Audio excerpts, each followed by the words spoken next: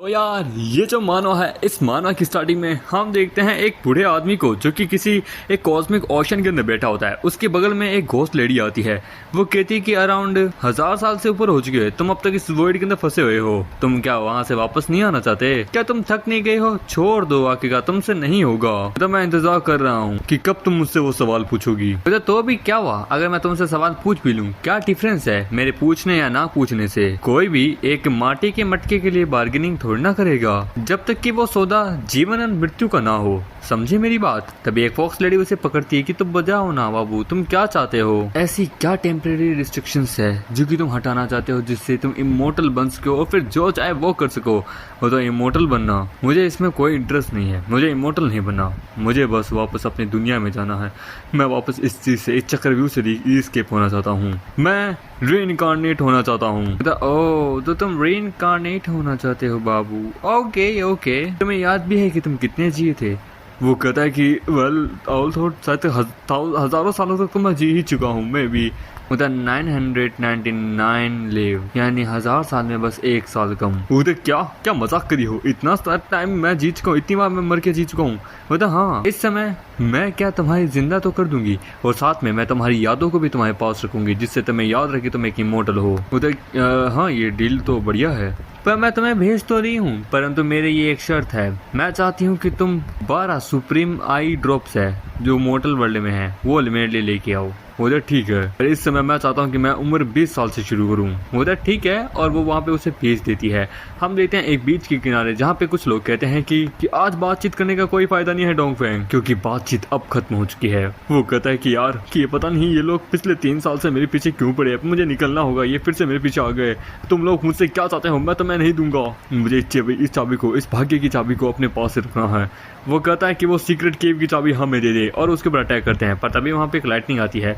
वो होता है हमारा मीकेटर। वो कहता है आर यू किडिंग मी? ये कहीं से दिखने से कोई 20 साल का नहीं लग रहा। ये तो मैं 17-18 का साल का बन गया हूँ। मैं हजारों साल जिया पर लेकिन मैं वापस एक बच्चा बन गया। वो कहता है कि ये तो भाग्य है। Sorry guys, sorry for interrupt. मैंने कुछ नहीं देखा, मैं यहाँ से निकलना चाहूँगा। वो कहता है इसकी बोलती बंद कर दो, और वो लोग उसके ऊपर अटैक करते हैं हमारे मेगेट पे। वो कहता है कि मैं यहाँ से जा रहा था, पर देन तभी वो देखता है कि वेट एक मिनट, कोई मैजिक काम नहीं करा। मेरी कल्टीवेशन, एक मिनट, मैं तो 17 साल में बन गया था। 17 साल में मेरी कल्टीवेशन बस एक ऑर्डिनरी फाउंडेशन बिल्डिंग स्टेज पे थी। इससे तो ज्यादा कुछ फायदा नहीं होगा, मुझे कुछ और करना होगा। क्या इस जिंदगी में मरने वाला हूँ? तभी हम देखते हैं वो बूढ़ा आदमी आके उसे बचा लेता है।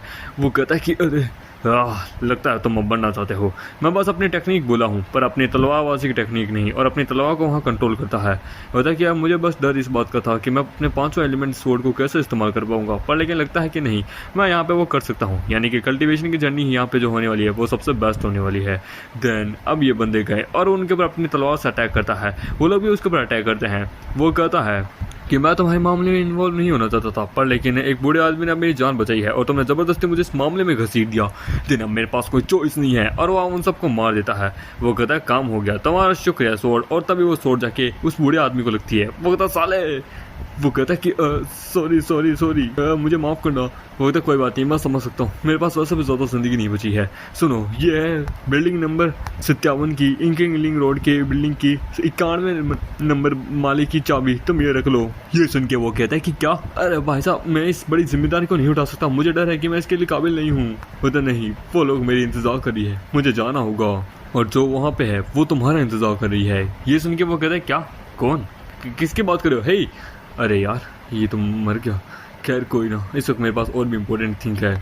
जीगा तो बढ़िया है। चलो, एक आदमी ने मेरे पे फेवर किया है, मेरी इच्छा तो फुलफिल होगी। चलो मैं उसकी भी इच्छा फुलफिल कर देता हूँ, जाके सोऊंगा। और वो अंदर जैसे ही जाता है, हम देते हैं वहाँ पे एक लड़की नहा रही होती है। ये देखिए वो कहता है कि क्या? हम आमिर तुरंत अभी दरवाजा बंद कर देता है। लड़की दरवाजा खोलती है। वो कहता है कि हे लड़की, तुम्हें क्या हुआ? और वो वापस दरवाजा बंद कर देता है। वो कहता है सुनो, मैं वापस आऊंगा, जब तक मैं वापस आऊँ तब तक तुम कपड़े पहन चुकी होगी, अदरवाइज मैं यहाँ पे पड़ोसियों को बुलाऊंगा। 1 2। वो वहाँ पे जब जाता है वो देखता है कि हाँ यहाँ पे नहीं है। तभी वो मैजिकल आर्टिफैक्ट, यानी वो चाबी उड़ने लगती है। वो कहता है ये एक मैजिकल आर्टिफैक्ट है, और वो जाके एक रूम पे जाके लगती है। वो कहता है लगता है ये उसी आदमी का रूम है, लगता है मैं यहाँ आ चुका हूँ। रूम तो बड़ा डिसेंट सा है, एकदम साधारण सा। मैं थक चुका हूँ, थोड़ा देर यहाँ बैठ के कल्टीवेशन कर लेता हूँ। अपनी बॉडी के अंदर जो एक्यूपेंचर्स है उनको एक्टिवेट कर लेता हूँ और अपनी पावर को वापस रिस्टोर करने की कोशिश करता हूँ। मैं नहीं चाहता कि कोई भी एरा गिरा ना तो गिरा के मुझे जान से मार दे। वो कहता है अंकल जुओ, क्या आप वापस आ गए हैं? मैं आपसे, तभी वो वहाँ पे आता है। वो कहता है वेट, तुम यहाँ पे? वो कहता तुम्हारे अंकल जो वो रिटायर हो चुके हैं, तो उन्होंने अभी ये चाबी मुझे दे दी है। वो कहता है कि नहीं, वो पानी नहीं आ रहा है और मैं बस अपनी आधी बॉडी ही साफ कर पाई हूँ, तो मैं चाहती हूँ कि क्या तुम उसे ठीक कर सकते हो। तो सॉरी, मैं कोई प्लम्बर नहीं हूँ, पर फिर भी ठीक है चलो। और वो जाके देखता है। वो कहता हाँ यहाँ पे मैं कुछ भी समझ नहीं पा रही बाहर से, क्या तुम पता लगा सकते हो। कहता हाँ मैं जानता था, जब मैं जवान था तब मैं मैजिक रिस्ट्रिक्शन पावर्स को, फॉर्मेशन को अच्छे से समझने में माहिर था। मैंने कभी नहीं सोचा था कि इस चीज को मैं कभी पानी के लिए इस्तेमाल करूंगा। और वो देखता है, वो कहता है कि अरे एक कपड़ा लगा है इसके अंदर, तो मैं देख लूंगा। तभी वो जब उसको देखता है तो उसके ऊपर बहुत सारी रिस्ट्रिक्शन फॉर्मेशन लगी होती है। वो हैरान हो जाता है। वो कहते कि क्या हुआ। होता नहीं कुछ नहीं, तुम ऊपर जाओ, इंतजार करो पानी का, मैं तब तक ठीक करता हूँ। इस लड़की में इतनी क्या है, इसको तो बहुत सारी प्रोटेक्शन फॉर्मेशन स्पेल्स के द्वारा ऐसे सील किया गया है। लगता है कि यहाँ दुनिया में बहुत हाई स्टफ है, इस दुनिया में बहुत सारी पावर है, गोल्डन कोर लेवल के कल्टीवेटर्स है। मेरी पावर अभी इतनी नहीं है, मे बी आई थिंक ये ऊपर लेवल की हो सकती है। क्या रही है मेरा, क्या है, मैं तो अपने काम से काम रखता हूँ, हो गया। और वो उस बूढ़े आदमी की सारी बातों को याद करता है कि वो कहना क्या चाहता है। खैर चलो छोड़ो यार, मैं जरा इस काम के लिए, जिस काम के लिए आया मुझे वो काम करना होगा। वो लड़की जा रही होती है। वो कहता है पर फिर भी मुझे बहुत ज़्यादा क्यूरियस हूँ इसके बारे में जानना। ये एक फीमेल कॉलेज स्टूडेंट है, मुझे जानना है कि ये क्या है, इसकी रिस्पॉन्सिबिलिटी मेरे नाम पे है। अंकल जू मरने से पहले इस लड़की को मुझे देके गए थे, तो एब्सोल्युटली मुझे इनका ध्यान रखना है। ये एक फीमेल है जो कि कॉलेज स्टूडेंट है, तो नेचुरल चॉइस है। तभी वो कहती कि कौन हो तुम लोग। वो कहते कि जैसा एक्सपेक्ट था मिस गुओ से। वाओ। वो कहे कि मेरे भाई लोग क्या है कि थोड़े से कल्टीवेशन में अटक चुके हैं, क्या आप हमारी कल्टीवेशन लाइन को थोड़ा अपर करने में मदद करेंगे। वो जब तुम गलत आदमी के पास आए हो, तुम्हें जाना चाहिए ज़ुओटियांग टेम्पल के पास, मेरे डैड के पास। वो कहता है कि हमारा उनसे कोई लेना देना नहीं है, हमारा तो तुमसे लेना देना है लेडी। अभी वो उसकी तरफ अटैक करती है कि तुम लोग गलत आदमी से पंगा ले रहे हो। वो कहता है ओहो फॉर्मेशन शुरू करो, और लोग उसे फॉर्मेशन में फंसा देते हैं। वो कहते हैं तुम्हें लगता है कि तुम्हारी छोटी सी फॉर्मेशन मुझे पकड़ सकती है। वो कहता है अरे आप अभी जानती क्या है मिस गुओ, ये एक प्रोटेक्शन फॉर्मेशन नहीं है, ये एक अलग लेवल की फॉर्मेशन है। इससे आपको हर्ट तो नहीं होगा, पर लेकिन इससे मुश्किलें बड़ी बढ़ेगी। वो भागने की कोशिश करती है। वो कहती है भागने की कोशिश कर रही है आप मिस गुओ, आपको दोस्त बना लेना चाहिए हमें अपना, आप बहुत अच्छे पछताएंगे नहीं। वो कहती है कि मैं यहाँ पे तुम जैसे लोगों को मुंह नहीं लगती, बोलो तुम्हें क्या चाहिए। वो कहता है चलो शुरू करते हैं अपना ड्रामा। वो लोग उसके ऊपर अपने चाकू से अटैक करते हैं और उसके कपड़ों को वहाँ फाड़ना शुरू करते हैं। वो कहता है कि तुम कमीने। वो कहता है कि अगर यदि इसे मैंने इंटरनेट पे वायरल कर दिया तो थर्ड की लौंडों की तो लाइन लग जाएगी। ऑलरेडी आप इतनी ज्यादा हॉट जो हैं, आपको तो अपना OF पे अपना अकाउंट खोल लेना चाहिए। वो कहता है कि बस करो। वो कहते हैं कि ठीक है तुम्हें जो चाहिए मैं करने के लिए तैयार हूँ। वो कहता है वी आर होनेस्ट, पर लेकिन इस वक्त थोड़े से अभी हम काम में बिजी हैं। आपको कहता है हम बेवकूफ़ हैं, जरा रिकॉर्डिंग खत्म होने दो फिर देखते हैं। हमारा बेटा ये सब कुछ देख रहा होता है। वो कहता है हे क्या तुम मेरी बात सुन सकती हो। मुझे हाँ मैं सुन सकती हूँ। मुझे हम क्या लगता है कोई है यहाँ पे, ओए लगता है कोई है, चौकन्ना हो जाओ, कोई सीक्रेट टेलीपैथी से बात कर रहा है। वो कहता है अच्छा तुम लोगों को भी सुनाई दे गया, ठीक है चलो मैं पब्लिकली बोलता हूँ। ये लड़की जो है मेरी दोस्त है और इस फॉर्मेशन को कहते हैं पॉइजन मोथड हेवनली नेट फॉर्मेशन। एक लो लेवल फॉर्मेशन जो कि लो लेवल कल्टीवेटर्स को फंसाने के लिए काम आती है। इससे बचना बहुत आसान है। वो कहते तो मैं क्या करूं। वो उसे कुछ डायरेक्शन बताता है कि तुम इस दिशा में भागो, तुम्हें इस के ऊपर कोई अटैक करने की जरूरत नहीं है, ये अपने आप ही टूट जाएगी। वो लगती पर लेकिन इस समय मेरी वो हालत नहीं है। देन ठीक है तो इन लोगों को वीडियो बनाने दो, जो होगा देखा जाएगा। सीनियर आप मुझसे मजाक मत कीजिए, मैं इस प्रकार से कैसे जा सकती हूँ कोई एक लड़की के बारे में इस प्रकार से, तो सोचिए हाउ अननोइंग यार। लगता है मुझे शूट करना होगा। और वहाँ पे शूट करता है उसे एक बंदे के ऊपर। वो कहता तुम देखो इसके कपड़े तुम पहन लो। खुदा सीनियर मुझे माफ कर दीजिए, मैं हमारा कोई लेना देना नहीं है, हमें माफ कर दीजिए। और आप यहाँ पे हमसे पंगा क्यों ले रहे हैं, हमारा तो आपसे कोई गरज भी नहीं है। वो कहता मैं अगर आंसर दूं तो मैंने ऑलरेडी जो कुछ देखना था इस लड़की का, मैंने ऑलरेडी वो सब कुछ देख के रखा है। अरे बाप रे ये मैंने क्या बोल दिया, ये सुन लिया होगा। वो कहता तो तुम हो वो जो कि मेरी मदद कर रहे हो। अब उसके बताए हुए डायरेक्शन में भागने लगती है उल्टी, जिससे देख के वो कहती है कि बाप रे इसने फॉर्मेशन को तोड़ दिया, भागो रिट्रीट। वो कहता तुम भाग रहे हो, तुम्हें सच में ऐसा लगता है। तभी हमारा मेटे उसके सामने आता है। होता वो कल्टीवेटर्स ऐसे ही थे, मैंने पानी का नल ठीक कर दिया है तो मैं नहा लेना चाहिए। होता तुम मेरे टेस्टिंग कर रहे थे तो तुम भी मेरा पीछा कर रहे थे एक स्टोकर की तरह, क्यों है ना। वो कहता है नहीं वैसे ये सही भी है क्योंकि मैंने तुम्हें मदद की, देखो मैंने तुम्हें बचा लिया तो हिसाब बराबर कर लेते हैं। वेल नेवर माइंड, यदि अगर तुम्हें लगता है कि तुमको ऐसा नहीं रखना चाहती तो कल सुबह मुझे पैसे दे देना इसके लिए, चलो घर चलते हैं। वो लोग जा रहे होते हैं एक स्ट्रीट के ऊपर। वो कहता है कि तुमने एकदम उसको उसी हिसाब से किया जैसा मैंने तुम्हें बोला था। बोला नहीं वेल ऑलमोस्ट मैं उनके ट्रिक में आ गई थी। वेल तुम्हारा नाम क्या है। मैं तब तो तुम्हारा नाम भी नहीं जान पाई, पर वो कोई रिस्पॉन्स नहीं देता। वो कहता है क्या सोचे हो, क्या नाम सोचने में इतना टाइम लगता है, क्या तुम्हें तुम्हारा कोई फेक नाम भी नहीं मिला, कोई तैयारी के साथ भी नहीं आए थे क्या। बोला वेल मैं अपना नाम भूल गया। ये सुन के वो कहता है क्या इतना नाम भूल गए? क्या कोई एक्सीडेंट हो गया था क्या, जो कि तुम्हारी याददाश्त चली गई थी? उधर कि देखो ये बड़ा लंबा समय हो गया कि किसी ने मुझे मेरे नाम से बुलाया है। अकेले हजारों सालों तक उस जगह रहने के कारण क्या है कि मैं तो अपना नाम तक भूल चुका हूँ। मुझे लोग ओल्ड मैन के नाम से जानते हैं। ये सुन के वो कहती कि क्या ये अपने आप को कोई एक्सपर्ट बता रहा है क्या? 1000-2000 साल का बूढ़ा आदमी है क्या? दिखने से जो कोई 17-18 साल का लौंडा लगता है। ठीक है तो क्यों ना कैसा रहेगा कि हम एक नाम सुने तुम्हारे लिए, ये ज्यादा नहीं होगा पर बस एक नाम काफी है जिससे मैं तुम्हें बुला सकूं। मुझे अरे उसकी जरूरत नहीं है, मुझे वैसे भी इन सब चीजों में कोई अंतर नहीं, मुझे कोई फर्क नहीं पड़ता। नाम में क्या ही रखा है, बंदे के काम में रखा है। ये सुन के बोलता कम ऑन, सच में तुम्हें लगता है नाम में कुछ नहीं रखा? इतने यंग हो पर फिर भी बूढ़ों जैसी बातें कर रहे हो। ऐसा लगता है कि तुम कोई हजारों साल पुराने एक्सपर्ट हो जो कि रीइंकार्नेट होके आया है इस दुनिया में। ये सुन के वो हैरान हो जाता है। बोलता बाय द वे मुझे वो यिंग कहते हैं, तुम मुझे यिंग कह सकते हो। और फिर वो अपने घर से नहा के आती है। हम देते हैं वो अपनी टेबल पे जाके बैठती है। वो कह रहा है कि ओह वाह उसने मेरे लिए ब्रेकफास्ट बनाया है, वाह चलो देखते हैं कि वो क्या लिख के गया है। कमीने साले। मुझे शांत होना चाहिए, मुझे इस वक्त ज्यादा गुस्सा नहीं करना चाहिए, लड़की के लिए अच्छा नहीं होता। हमाम एक कहीं जल्दबाजी में जा रहा होता है। वो कहता है मेरी पुरानी जिंदगी में जब मैं इमोर्टल मतलब कि एसेंस किया था, मतलब कि अपर वर्ल्ड में गया था, तब मैं यहाँ पे जाने से पहले यहाँ पे कुछ केव थी जहाँ पे मैंने कुछ चीजें छोड़ी थी, कुछ कंट्रोल करने वाली, जिनका अगर इस्तेमाल मैं अगर अभी करूँ तो ह्यूमन एनिमल के अंदर, इस इंसानी दुनिया के अंदर मैं यहाँ पे अपना काम कर सकता हूँ। अभी मैं अपनी इस बॉडी पे नहीं पहुंचा हूँ, इस लेवल पे नहीं पहुंचा हूँ कि मैं कोई उड़ के जा सकूँ, तो मुझे साइकिल लेनी पड़ रही है। हाँ मैं आ गया, एक केव है तक यहीं आसपास है, तभी कोई उसे रोकता है। बोलते क्या बोलते तुम यहाँ क्या करने आए हो? क्या तुम जूओ हेवन टेम्पल के एक जासूस हो? बोलता भाई साहब मैं यहाँ से निकल रहा था, मुझे नहीं पता तुम किसके बारे में बात कर रहे हो। वो कहता है कि भाई मुझे इसके बर्ताव देख के कुछ अलग लग रहे हैं, लगता है कि ये हमारे दोस्त बनने के लिए भी सही नहीं है। बोलते चला एक बार जरा इसके ऊपर थोड़ा टेस्ट करके देख लेते हैं। हे क्या तुमने कभी हमारे अलायंस ग्रुप के बारे में सुना है? उधर कि सॉरी भाई साहब मैं यहाँ का नहीं हूँ, तो मुझे नहीं सुना कि यहाँ पे क्या क्या चेंजेस हो चुके हैं। वो कहता कमीने तूने क्या कहा? वो तो भूल जाओ, कोई बात नहीं कोई बात नहीं, लगता है ये फ्रेशमैन है, लगता है ये बाहरी दुनिया से अलग रहता है। वो तो क्या मतलब? यहाँ पे इस देश के अंदर जितने भी कल्टिवेटर्स हैं सभी को हमारे अलायंस के बारे में पता है और हमारे सुप्रीम केव के बारे में पता है, जो कि एक एंशिएंट कल्टीवेशन पावर हाउस है। वो तो क्या अगर हम तुम्हें सच्ची बताए ना, तो हमारा जो अलायंस लीडर है लियांग, जिन्होंने इस केव को डिस्कवर की थी, हम उनके पर्सनल डिसेबल्स हैं, तो दैट्स व्हाई हम दोनों इतने पावरफुल हैं। तुम भी एक कल्टीवेटर हो तो पर लेकिन तुम्हें इसके बारे में पता नहीं है। तुम्हें नेचुरल ट्रेजर्स के बारे में तो पता है जो कि इंसानों को पावरफुल बनाती है, और तुम्हें ये भी पता होगा कि जंगल के अंदर एक ही शेर रहता है, न कि दो, तो जिसके कारण के हम हेवनली टेम्पल से सख्त नफरत करते हैं।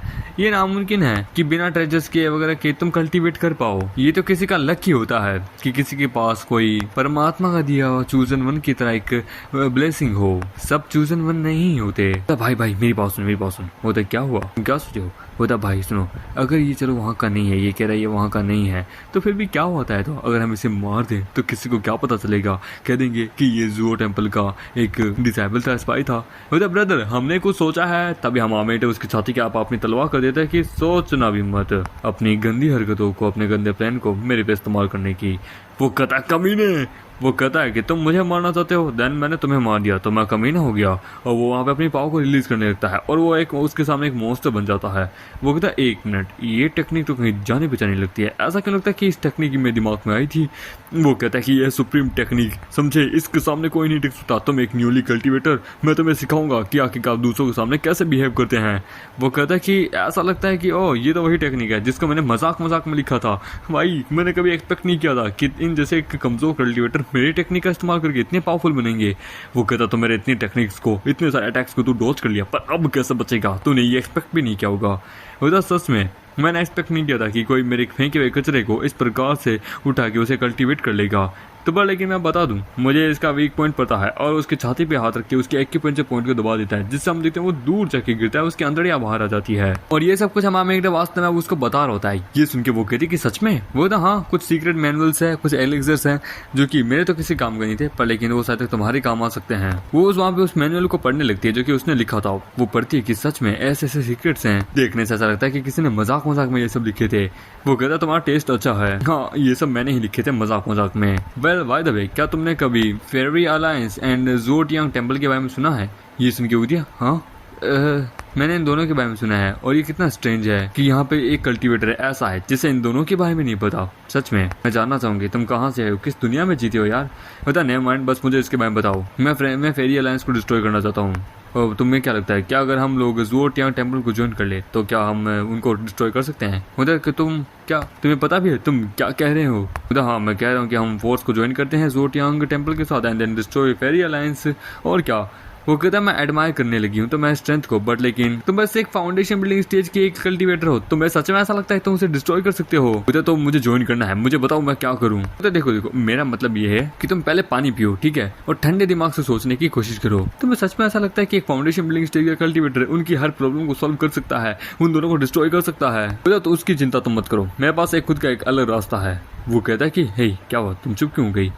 वो कहते हैं कि मैं ज़ुओ टियांग टेम्पल के मास्टर की बेटी हूँ जिसके बारे में तुम बात करे हो। बोला दैट्स परफेक्ट देन, जब तो ये बढ़िया है। होता है सुनो मेरी बात, मेरी फैमिली के साथ एक डीप कॉन्फ्लिक्ट है, मेरी उनसे थोड़ी बहुत बात नहीं जमती है। तो देन अपनी फैमिली को भी हम, तुम्हारी फैमिली को भी हम डिस्ट्रॉय कर देंगे। होता ये इतना आसान नहीं है, ये कॉन्फ्लिक्ट बहुत ज्यादा बड़ी है। जैसा सोच रहे हो ऐसा नहीं है। मैं खुद अपने कई सालों से अपने बाप को नहीं देखा है तो उसे भूल जाओ। जिंदगी में आगे बढ़ना भी एक आर्ट है, एक कला है जिसे इतनी आसानी से कोई भी व्यक्ति नहीं कर सकता। वो तो मुझे ऐसा क्यों लग रहा है तुम सीरियस हो? वो तो मैं हमेशा सीरियस में लगता हूँ यार, तुम्हें क्या लगता है? क्या है पहले छोड़ो, सबसे पहले चिंता करते हैं तुम्हारे नाम के बारे में। तुम्हारा नाम ज़ुओ नाम भी आता है, क्यों है ना? उस टेम्पल का नाम भी ज़ुओ नाम में आता है, क्यों है ना?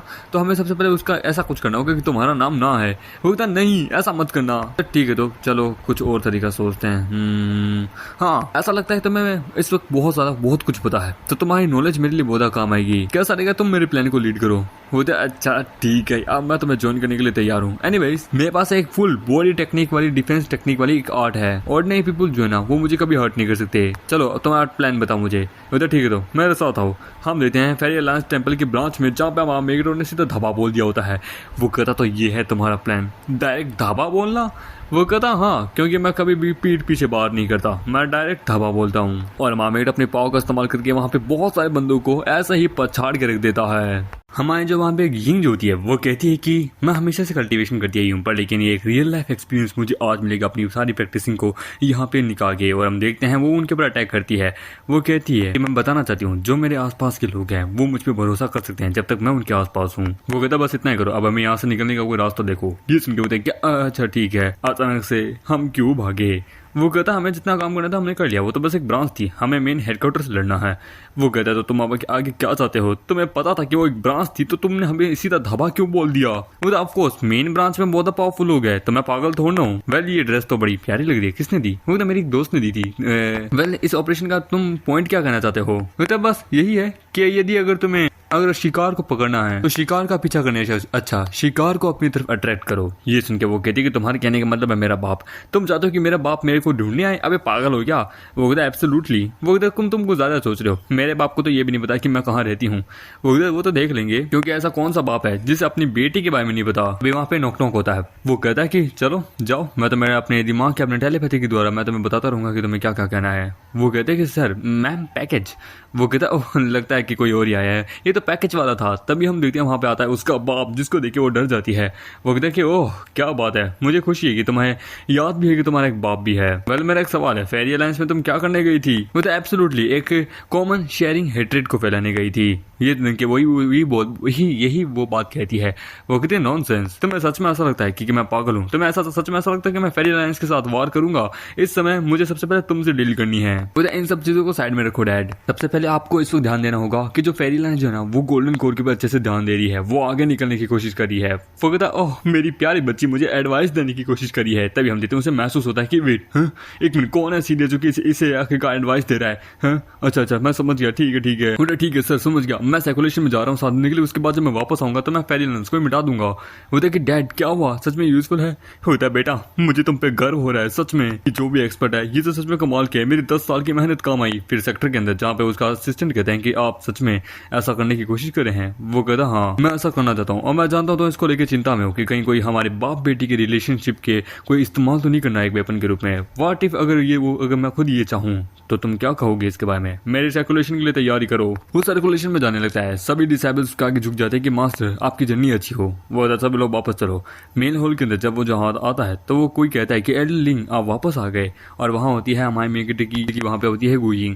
गुइंग कहती है तुमने मेरे डैड को ऐसा क्या कहा जिससे वो काम के लिए चले गए। बोलता है एब्सोल्युटली, कोई ऐसा कल्टीवेटर है क्या जो कि आखिर का ब्रेक थ्रू नहीं करना चाहता, और ब्रेक थ्रू जल्दी करने के लिए उसे एक अच्छे रिसोर्सेज चाहिए। तो बस वही थोड़ा मैंने उसे बताया। बोलता तब तो अच्छा है, वो जैसे ही पावरफुल निकलेंगे तब उसके बाद हमारे पास एक चांस होगा जिससे हम फेरी लाइन से फाइट कर सकें। वो वहाँ हंसने लगता है। बोलते क्या हुआ। होता है तुम्हें सच में ऐसा लगता है कि ये सब कुछ इतना स्मूथली चला जाएगा, वो ये सब कुछ इतना स्मूथ हो जाएगा।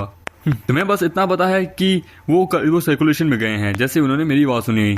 इसका मतलब कि तुम चाहते हो कि वो सर्कुलेशन में जाए। होता है यस, अब मैं चाहता हूँ कि तुम ज़ुओटियांग टेंपल क्योंकि अब तुम अपना कंट्रोल करो। वो होता है मैं ऑलरेडी इतनी ज्यादा थकी हुई हूँ।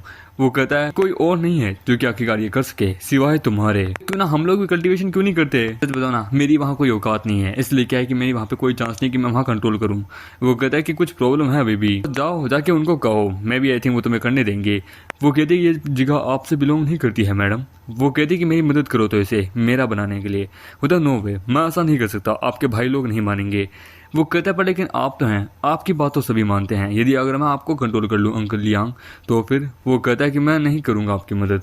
वो कहता है प्लीज। वो कहता है कम ऑन यार, आपकी ये बातें ठीक है, जैसा आप कहेंगे मैं वैसा करूंगा, बस एक हफ्ते की बात है, एक हफ्ते बाद आप यहाँ से चली जाएंगी। वो कहते ठीक है तो एक ऑक्शन ऑर्गेनाइज करो। वो ऑक्शन। वो कहता है कि एक मिनट, एक ऑक्शन इस चीज़ के लिए।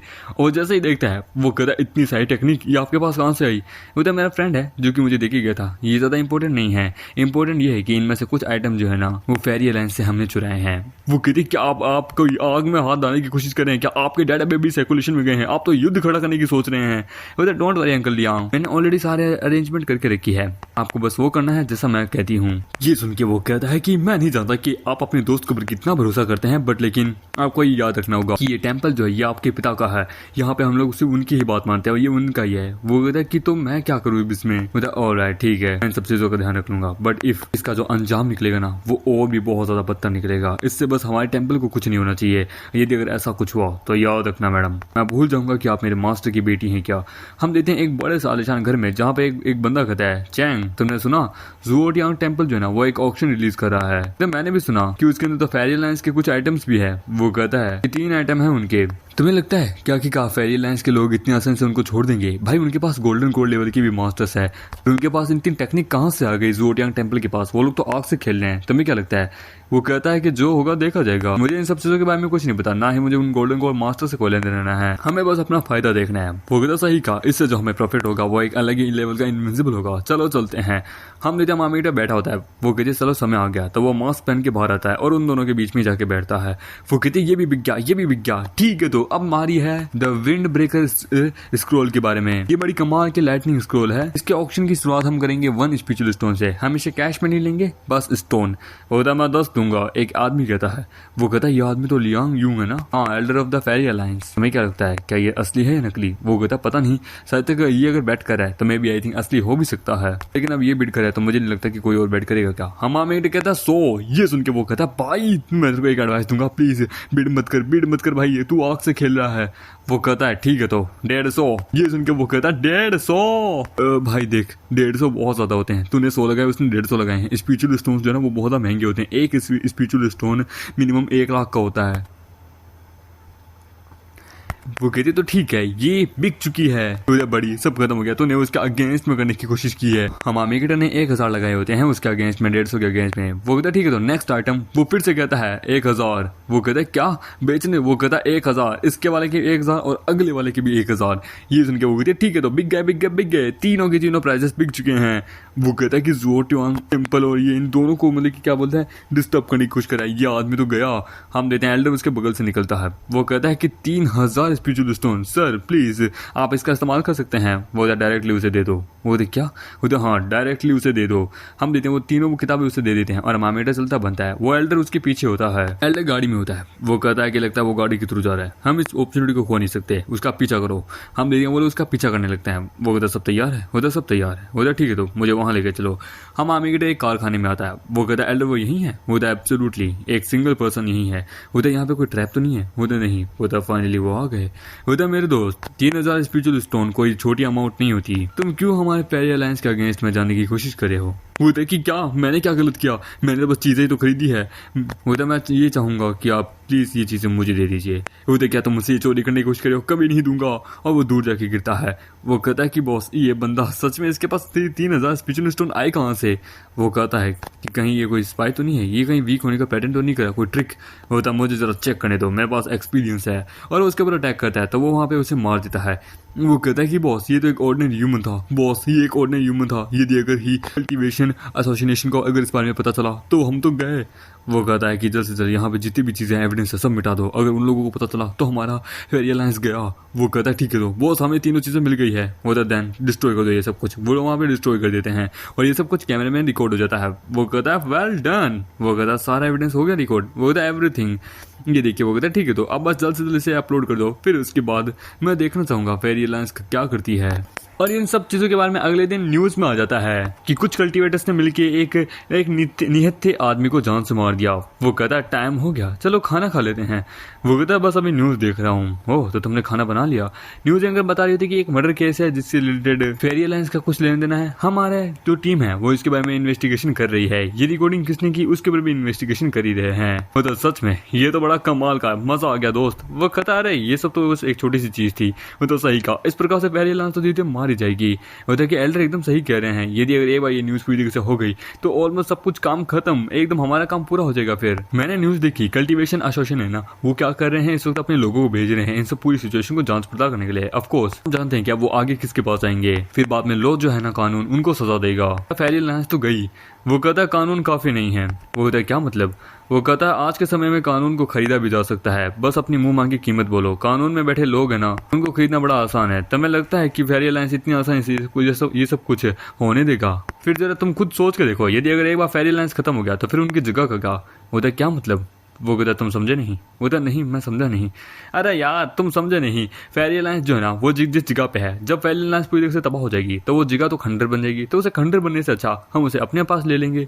वो कहता हाँ यानी कि वो ऑक्शन होगी फिर। वो यानी कि तुम्हारे कहने का मतलब है कि हम उसकी पूरी की पूरी प्रॉपर्टी अपने नाम करेंगे। वो कहता हाँ। वो कहता तब तो मजा आएगा। फिर वो जाने लगता है। वो कहता कहाँ जा रहे हो। कहता मैं वापस अपने अपार्टमेंट में जा रहा हूँ, कई दिन हो गए नहीं गया था। वो कहता है कि फेरी अलायंस जो है वो जल्दी खत्म होने वाली है, सो तुम अब यहाँ पे आए हो, तुम्हें पूरा श्योर है कि मैं तुम्हें प्रोटेक्ट कर सकता हूँ। माय लॉर्ड हाँ आप बस एक 2-3 शब्द कह दीजिए, हमारा काम हो जाएगा प्लीज। मतलब तुम्हारा फेस जो है ना वो बिल्कुल भी अनट्रस्ट है। कल तुम ये काम कर लोगी। वो दिया ओके क्यों नहीं, हम देते हैं एक लड़की को, एक एल्फ को।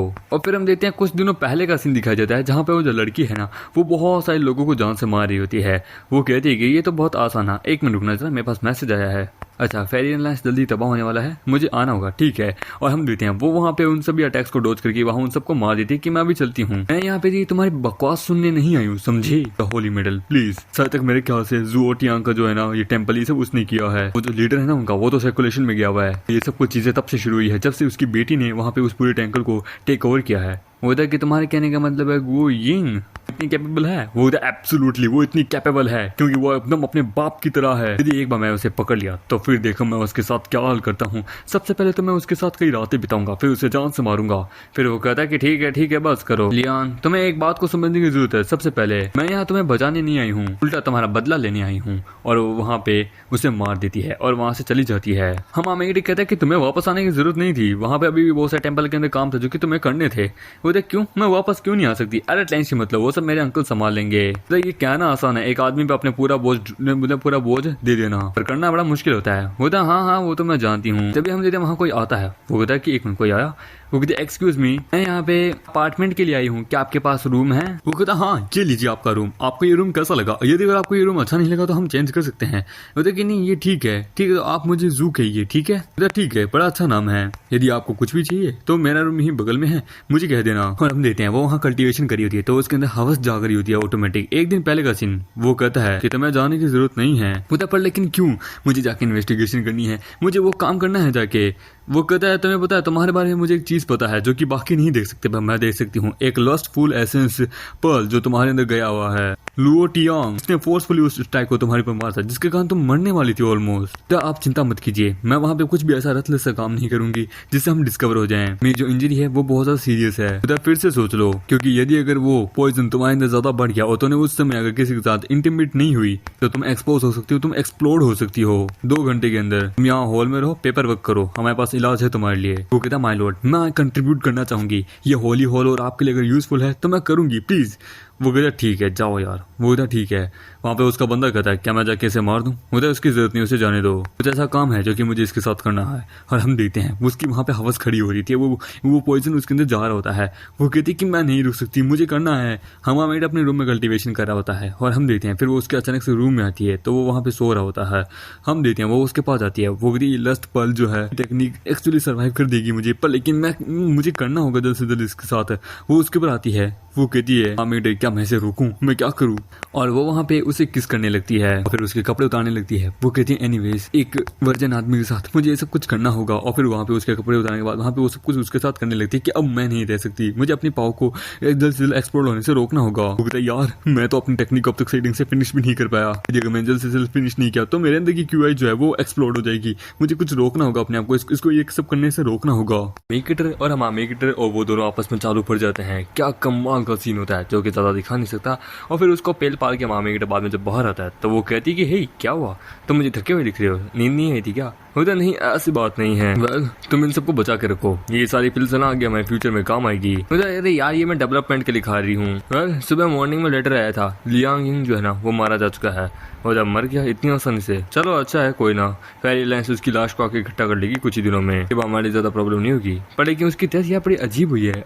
यहाँ तक कि कल्टीवेशन असोसिएशन भी है ना वो भी उसकी डेथ को मतलब किसी ढंग से फाइट नहीं कर पा रही। तभी हम देखते हैं वहाँ पे वो आती है। वो कहती है मैंने तुम लोगों को बात करते सुना, तुम लोग कल्टीवेशन एसोसिएशन की बात करो, क्या तुम लोग भी कल्टीवेटर्स हो? वो कहता है नाइस एक्टिंग, मैंने इसके जो लस्टफुल पेल जो है ना वो मैंने इसको शांत कर दिया है। इसको लगता है किसी गोल्डन को कल्टीवेटर ने बड़ी बुरी तरीके से मारा है।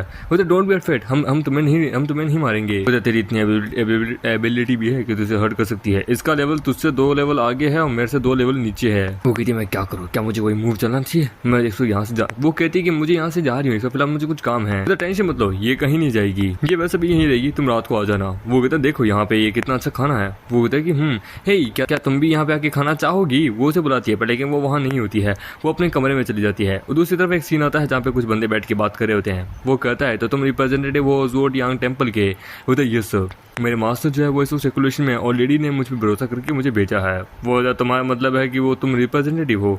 उधर की टेम्परली मैं हैरान हूँ कि जो इंस्ट्रक्टर्स जो हैं कल्टीवेशन एसोसिएशन की, वो मैं जानना चाहूंगा कि किस प्रकार के आप मुझे आगे आदेश देंगे। वो तो हमारा आदेश एकदम क्लियर है, हम नहीं चाहते कि कोई दूसरा फेरी अलायंस यहाँ पे क्रिएट हो। तो आप चिंता मत कीजिए, हमारे जो ज़ुओ टियांग टेम्पल की जो लोड है वो ऐसा कुछ नहीं करेंगे, सेकंड फेरी अलायंस कभी यहाँ पे नहीं होगी।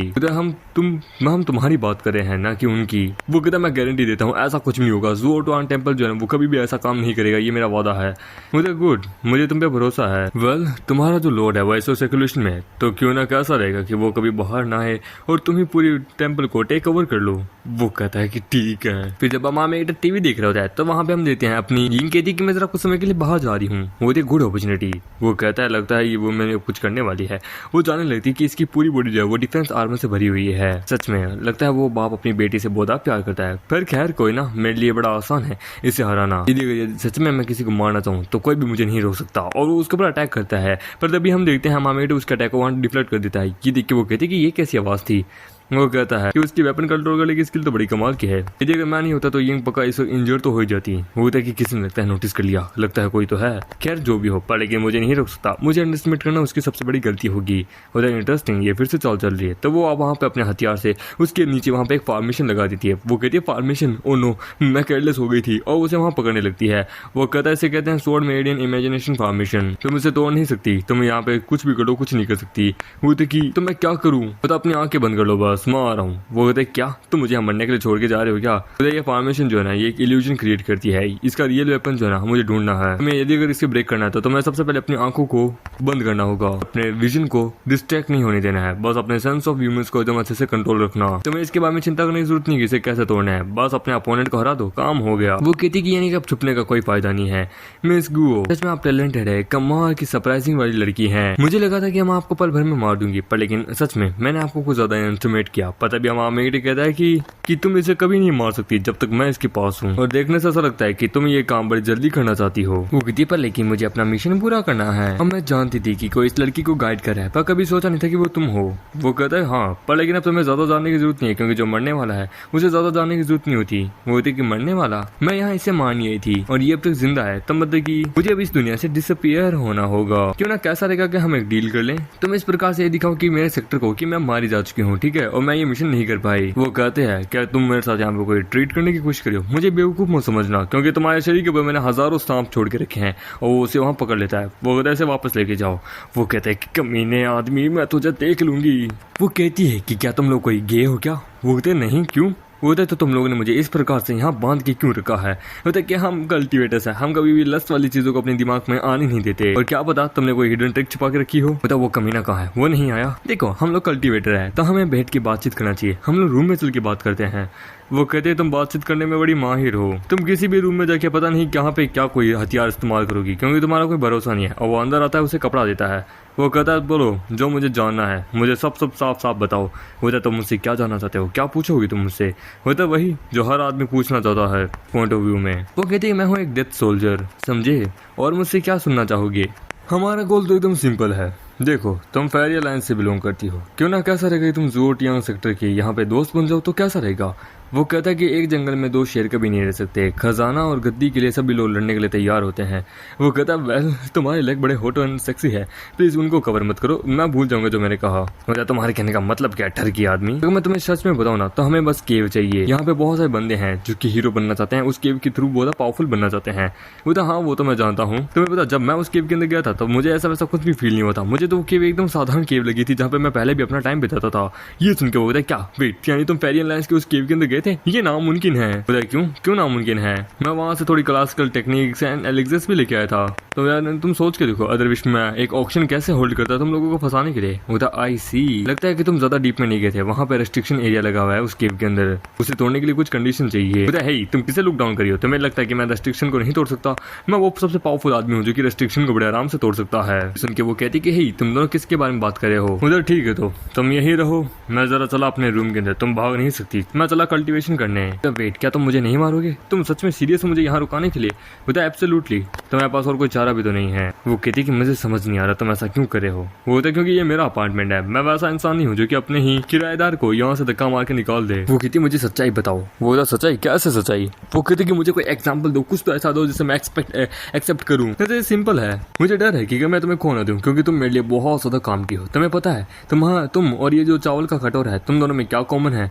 वो देखिए क्या कॉमन है कि हम दोनों में बहुत ज्यादा टेस्टी फूड मिलता है। होता नहीं दोनों ही बहुत फुल काम के आते हो, पर लेकिन जिस समय टूट गए तो फिर किसी काम के नहीं हो। एक लास्ट क्वेश्चन है, तुम्हारा रिलम क्या है? होता मैं बस एक ऑर्डिनरी फाउंडेशन बिल्डिंग स्टेज के 7th लेवल का बंदा हूँ।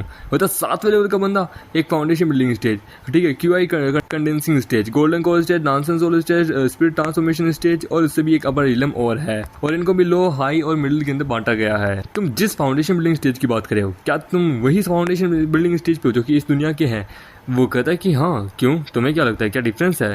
होता ये 8th लेवल है क्यूआई कंडेंसिंग के, मैं हाफ गोल्डन कोर रिलम पे हूँ। तुम्हें लगता है यदि अगर हम दोनों एक दूसरे से लड़े तो तुम्हारे साथ मिल गए तो तुम्हें क्या लगता है किसके जीतने के चांसेस होंगे? मैंने 3 गोल्डन कोर लेवल के एक्सपर्ट्स को मारा है, पर लेकिन किसी ने भी मुझे वो वाइब और वो डर मुझे नहीं दिया जो तुमने मुझे दिया है। वो कहता है देखो यार, कल्टीवेशन जो है ना वो कोई कंपटीशन नहीं है जिसके बारे में तुम कह रही हो कि जो जितना ज्यादा पावरफुल बनेगा, जो जितना ज्यादा जल्दी निकलेगा आगे, वो बेटर होता है। वो तो कंपटीशन नहीं है। किसने कहा कंपटीशन नहीं है? ये कंपेरिजन है, टाइम का कंपेरिजन है, लाइफ स्पेन का कंपेरिजन है, दुश्मन का कंपेरिजन है, अपनी पावर का कंपेरिजन है, अपनी कितने ज्यादा कॉन्कर किए, किसका कितना बड़ा स्टेटस है उसका, समझे? वो फाइटिंग एंड किलिंग ये सब कुछ कंपटीशन कंपटीशन में नहीं आता। एक ह्यूमन रिलेशनशिप के अकॉर्डिंग और ह्यूमन साइकोलॉजी के अकॉर्डिंग कल्टीवेशन वो होते हैं जो कि बस अपने आप को और अपने खुद के स्वार्थ के लिए किया जाता है। अपने आप को पावरफुल बनाओ, अपनी जिंदगी जियो, अपनी जिंदगी जीवन में आने वाली मुसीबतों से लड़ो, बस यही है सबसे बड़ा अर्थ कल्टीवेशन का। ना कि किसी और को मारो, कितनी पावरफुल है उसकी, दूसरों पे ऊपर डोमिनेट करो, ये सब नहीं होता है। ठीक है, खैर जल्दी से खा लो, फिर उसके बाद हम ज़ोटियान टेंपल में जाएंगे। उधर है तुमने मुझे मेरे सवाल का आंसर नहीं दिया। उधर कि हम वहाँ क्यों जा रहे हैं? वो तो वहाँ पे कुछ प्रॉब्लम आ गई है, वो तो प्रॉब्लम आ गई है, लेकिन एल्डर चेंग वहाँ संभाल लेंगे, मेरे को पूरा भरोसा है, वो ये सब कुछ कर लेंगे। हम देते हैं, वो वहाँ जाते हैं। वो तो क्या आपको यहाँ आने की जरूरत नहीं है मिस, वापस घर चली जाइए। वो तो ये मेरी फैमिली है, तुम्हारी नहीं। वो कहता ये आपकी नहीं, ये मेरी है। वो कह रहा कि तुम रिबेलेशन खड़ी करे हो, तुम्हें डर नहीं कि मेरे पिता आके सेकुलेशन से तुमसे डील करेंगे? वो तो सेक्टर लीडर सेकुलेशन से, मुझे नहीं लगता कि वो यहाँ कभी आएंगे क्या। वैसे भी ये पूरा टेंपल उनका है, तो तुम्हें यहाँ आने की जरूरत नहीं है, तुम उनकी बस औलाद हो, वो भी नाजायज औलाद, तो उनसे दूर रहो। वो कहता है कि लगता है कि अब हमारे हाथ से बाहर जा चुका है, ऐसे सबक सिखाना होगा। वो तक कमीने फसाद की जड़ तो तू है, और दोनों आपस में एक दूसरे के ऊपर अटैक करते हैं। बाउंडर छिड़ जाता है। वो ठीक है, बस ओवर एक्टिंग बंद कर। मतलब सर वो क्या है कि मैं हमेशा बस एक कॉमनर बन के रहा हूँ, ये विलन वाले रोल मैंने बहुत कम किए, तो मुझे एक्सपीरियंस नहीं है। तो सर आप यहाँ पे अचानक से मुझसे मिलने आ गए, कुछ बात है जो कि आप मुझसे कहना चाहते हैं? हाँ, क्योंकि कुछ बहुत सारा काम है जो कि मैं तेरे पर छोड़ के जाना चाहता हूँ, क्योंकि अब हम लोग यहाँ से जा रहे हैं आगे की इन्वेस्टिगेशन करने के लिए। वो आप यहाँ से जा रहे हैं? सर मैं ऑलरेडी अंडर बहुत ज्यादा प्रेशर में हूँ। वो मुझे बिलीव है तू कुछ समय तक और संभाल लेगा। और हाँ याद रखना, उसे रिस्ट्रिक्शन को कैसे ओपन करना है ये भी तेरे को याद रखना है, और मुझे हर एक पल की तू न्यूज देता रहेगा, ठीक है? और हाँ, थोड़ा बहुत तोहफा वोफा भी अपने लॉर्ड के लिए तैयार रखना, क्योंकि जब वो नॉनसेंस सॉल्व पे पहुंचेगा ना तब बेटर रहेगा, और यदि वो जल्दी नहीं करेगा तो फिर हमारे लिए मुसीबत आ सकते हैं। उधर ठीक है, मैं संभाल लूंगा। उधर देन मैं चलता हूँ। और वो बाहर आ जाता है। उधर तुम ठीक हो? वो कहता है अपने लॉर्ड के नाम पे मैं तुम्हारा जीवन बख्शता हूँ, यहाँ से चले जाओ। वो कहता मैं आऊँगा वापस। हम देखते हैं रात को जहाँ पे वो जो लड़की है वो उसके कमरे में आती है यू। वो कहता है मैंने तुम्हारे अंदर के पॉइजन को ऑलरेडी भगा दिया है, तो तुम यहाँ पे क्यों आई हो?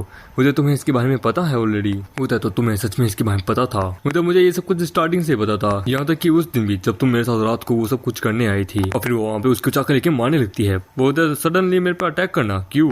तुम्हें क्या लगता है उस आदमी ने मुझे वहाँ पे हरा दिया, तो तुम्हें लगता है कि तुम मुझे हराने की ताकत रखती हो? तो मैं जानती हूँ जो कुछ तुमने किया वो वहाँ पे सब एक्ट था। मैं जानती हूँ तुमने मुझे हरा दिया, तो एब्सोल्युटली तुम उसे भी हरा सकते थे, पर तुमने जानबूझ कैसे किया? तुम कुछ करने की कोशिश करे हो, क्या खिचड़ी पका रहे हो? वो तुम मुझसे इस प्रकार से सवाल पूछोगी? मुझे तो और कौन से एटीट्यूड से पूछूं? मुझे इस प्रकार से। और वहाँ पे उस टेडी बियर को पकड़ती है, पर लेकिन तभी वहाँ पे गद्दा होता है। वो कहता है यदि तुम्हें जानना है तुम खुद अपनी आंखों से देखना मेरे साथ, हम कल टोंग सिटी जाएंगे, ठीक है? तैयार कर लो अपने आप को। होता टोंग सिटी? क्या हम सच में जा रहे हैं? तुम करना क्या चाहते हो? होता एब्सोल्युटली एक ट्रिप है छोटी सी, बस इंतजार करो। और फिर हम मेट्रो वहाँ के बीच पे आते हैं। वो तो हम यहाँ आ चुके हैं। वो तो यहाँ पे तुम क्या यहाँ पे रिलैक्स होने आए हो? वो तो और क्या करता हो तुम लोग? क्या लगता है हम यहाँ पे किस लिए आए हैं? तो यदि अगर हमें बीच पे आना है तो हम टोंग सिटी के बीच पे क्यों आए? हम कोई अच्छा सा ऑप्शन चुन सकते थे। यहाँ पे आए हैं इसका मतलब यहाँ पे तुम्हें केव की कुछ और दूसरी डिटेल मिलेगी, यहाँ आसपास कोई दूसरी सीक्रेट केव है। वो तो बस आने दो उसे। वो कहता है वो कहती पर लेकिन ये कोई हमारी सिटी वाली चूफ मतलब की फेरी अलायंस नहीं है जिसको गू फैमिली बड़े आराम से हरा देगी। यहाँ के जो फेरी अलायंस ना वो बहुत ज्यादा पावरफुल है, यहाँ पे बहुत सारे लोग रहते हैं। यदि कुछ भी करने की कोशिश करो तो सोच समझ के करने की कोशिश करना। उधर यदि अगर तुम्हें कुछ करना है तो बस थोड़ा सा समय का इंतजार करो, बस वो आने वाला होगा। तो तुम किसका इंतजार करे हो? तुम्हें क्या लगता है तुम्हारी अपॉर्चुनिटी, तुम्हारे वो लोग खुद चल के तुम्हारे पास आएंगे? उधर हाँ आने वाला है, बस तुम टेंशन मत लो। मैं चला थोड़ी देर सोने के लिए। वो कहती है यहाँ आओ ना प्लीज, थोड़ी मेरी मदद करो ना, ये सनस्क्रीन लगा दो पीछे। वो कहती है कि ठीक है मैं स्टार्ट कर रही हूँ। वो वहाँ पे उसको मसाज करने लगती है तो उसे बहुत अच्छा सा ऑर्गेनिज्म आ रहा होता है। फिर दोनों पानी में खेलने लगती है। तभी वहाँ कोई आता है कि हे लेडीज, मैंने तुम दोनों को देखा, मैं देख सके बता सकता हूँ कि लगता है आप एक कल्टीवेटर है। आप बड़ी कमाल की, आपने जिस हिसाब से पानी की वेरिएंट को हिलाया मैं देख सकता हूँ एक कल्टीवेटर है। मेरा नाम गुची है। मैं आज रात को यहाँ पे एक पार्टी रख रहा हूँ अपने घर पे, आई होप कि आप लोग भी वहाँ आओ। उधर ये तो हमारे सौभाग्य की बात है, हमारा मेरा जगह होता है। वो कहता है कि ये इसी का ही प्लान था, मतलब कि जिस मछली को जाल में फंसाना चाहता था वो मछली फंस चुकी है। हमारा मीटर रात को सोफे पे बैठा होता है। वो कहता है कि यदि अगर मैं कंपेयर करूँ तुम औरतों को शॉपिंग के कंपैरिजन में तो सच में ये से एक जैसे के बराबर ही है। वो कहता है तो हमारी ड्रेस कैसे लग रही है? वो कहती है ये लाइट है, बड़ा अच्छा लग रहा है। वो कहता है कि सब कुछ बढ़िया है यार, जल्दी से पे करते हैं निकलते हैं यहाँ से। वो कहता है कि तुम्हें रोमांटिक की चीजों के बारे में क्या ही पता होता है, रोमांस के बारे में मुझे क्या पता, बस कपड़े ही तो हैं और बाकी तुम्हारी खूबसूरती तो है।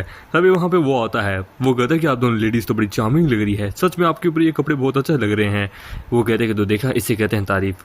वो कहता है मैं पूछ सकता हूँ ये बंदा कौन है? वो कहता है ये हमारा फॉलोवर है जो कि हमारे बैग्स पकड़ता है।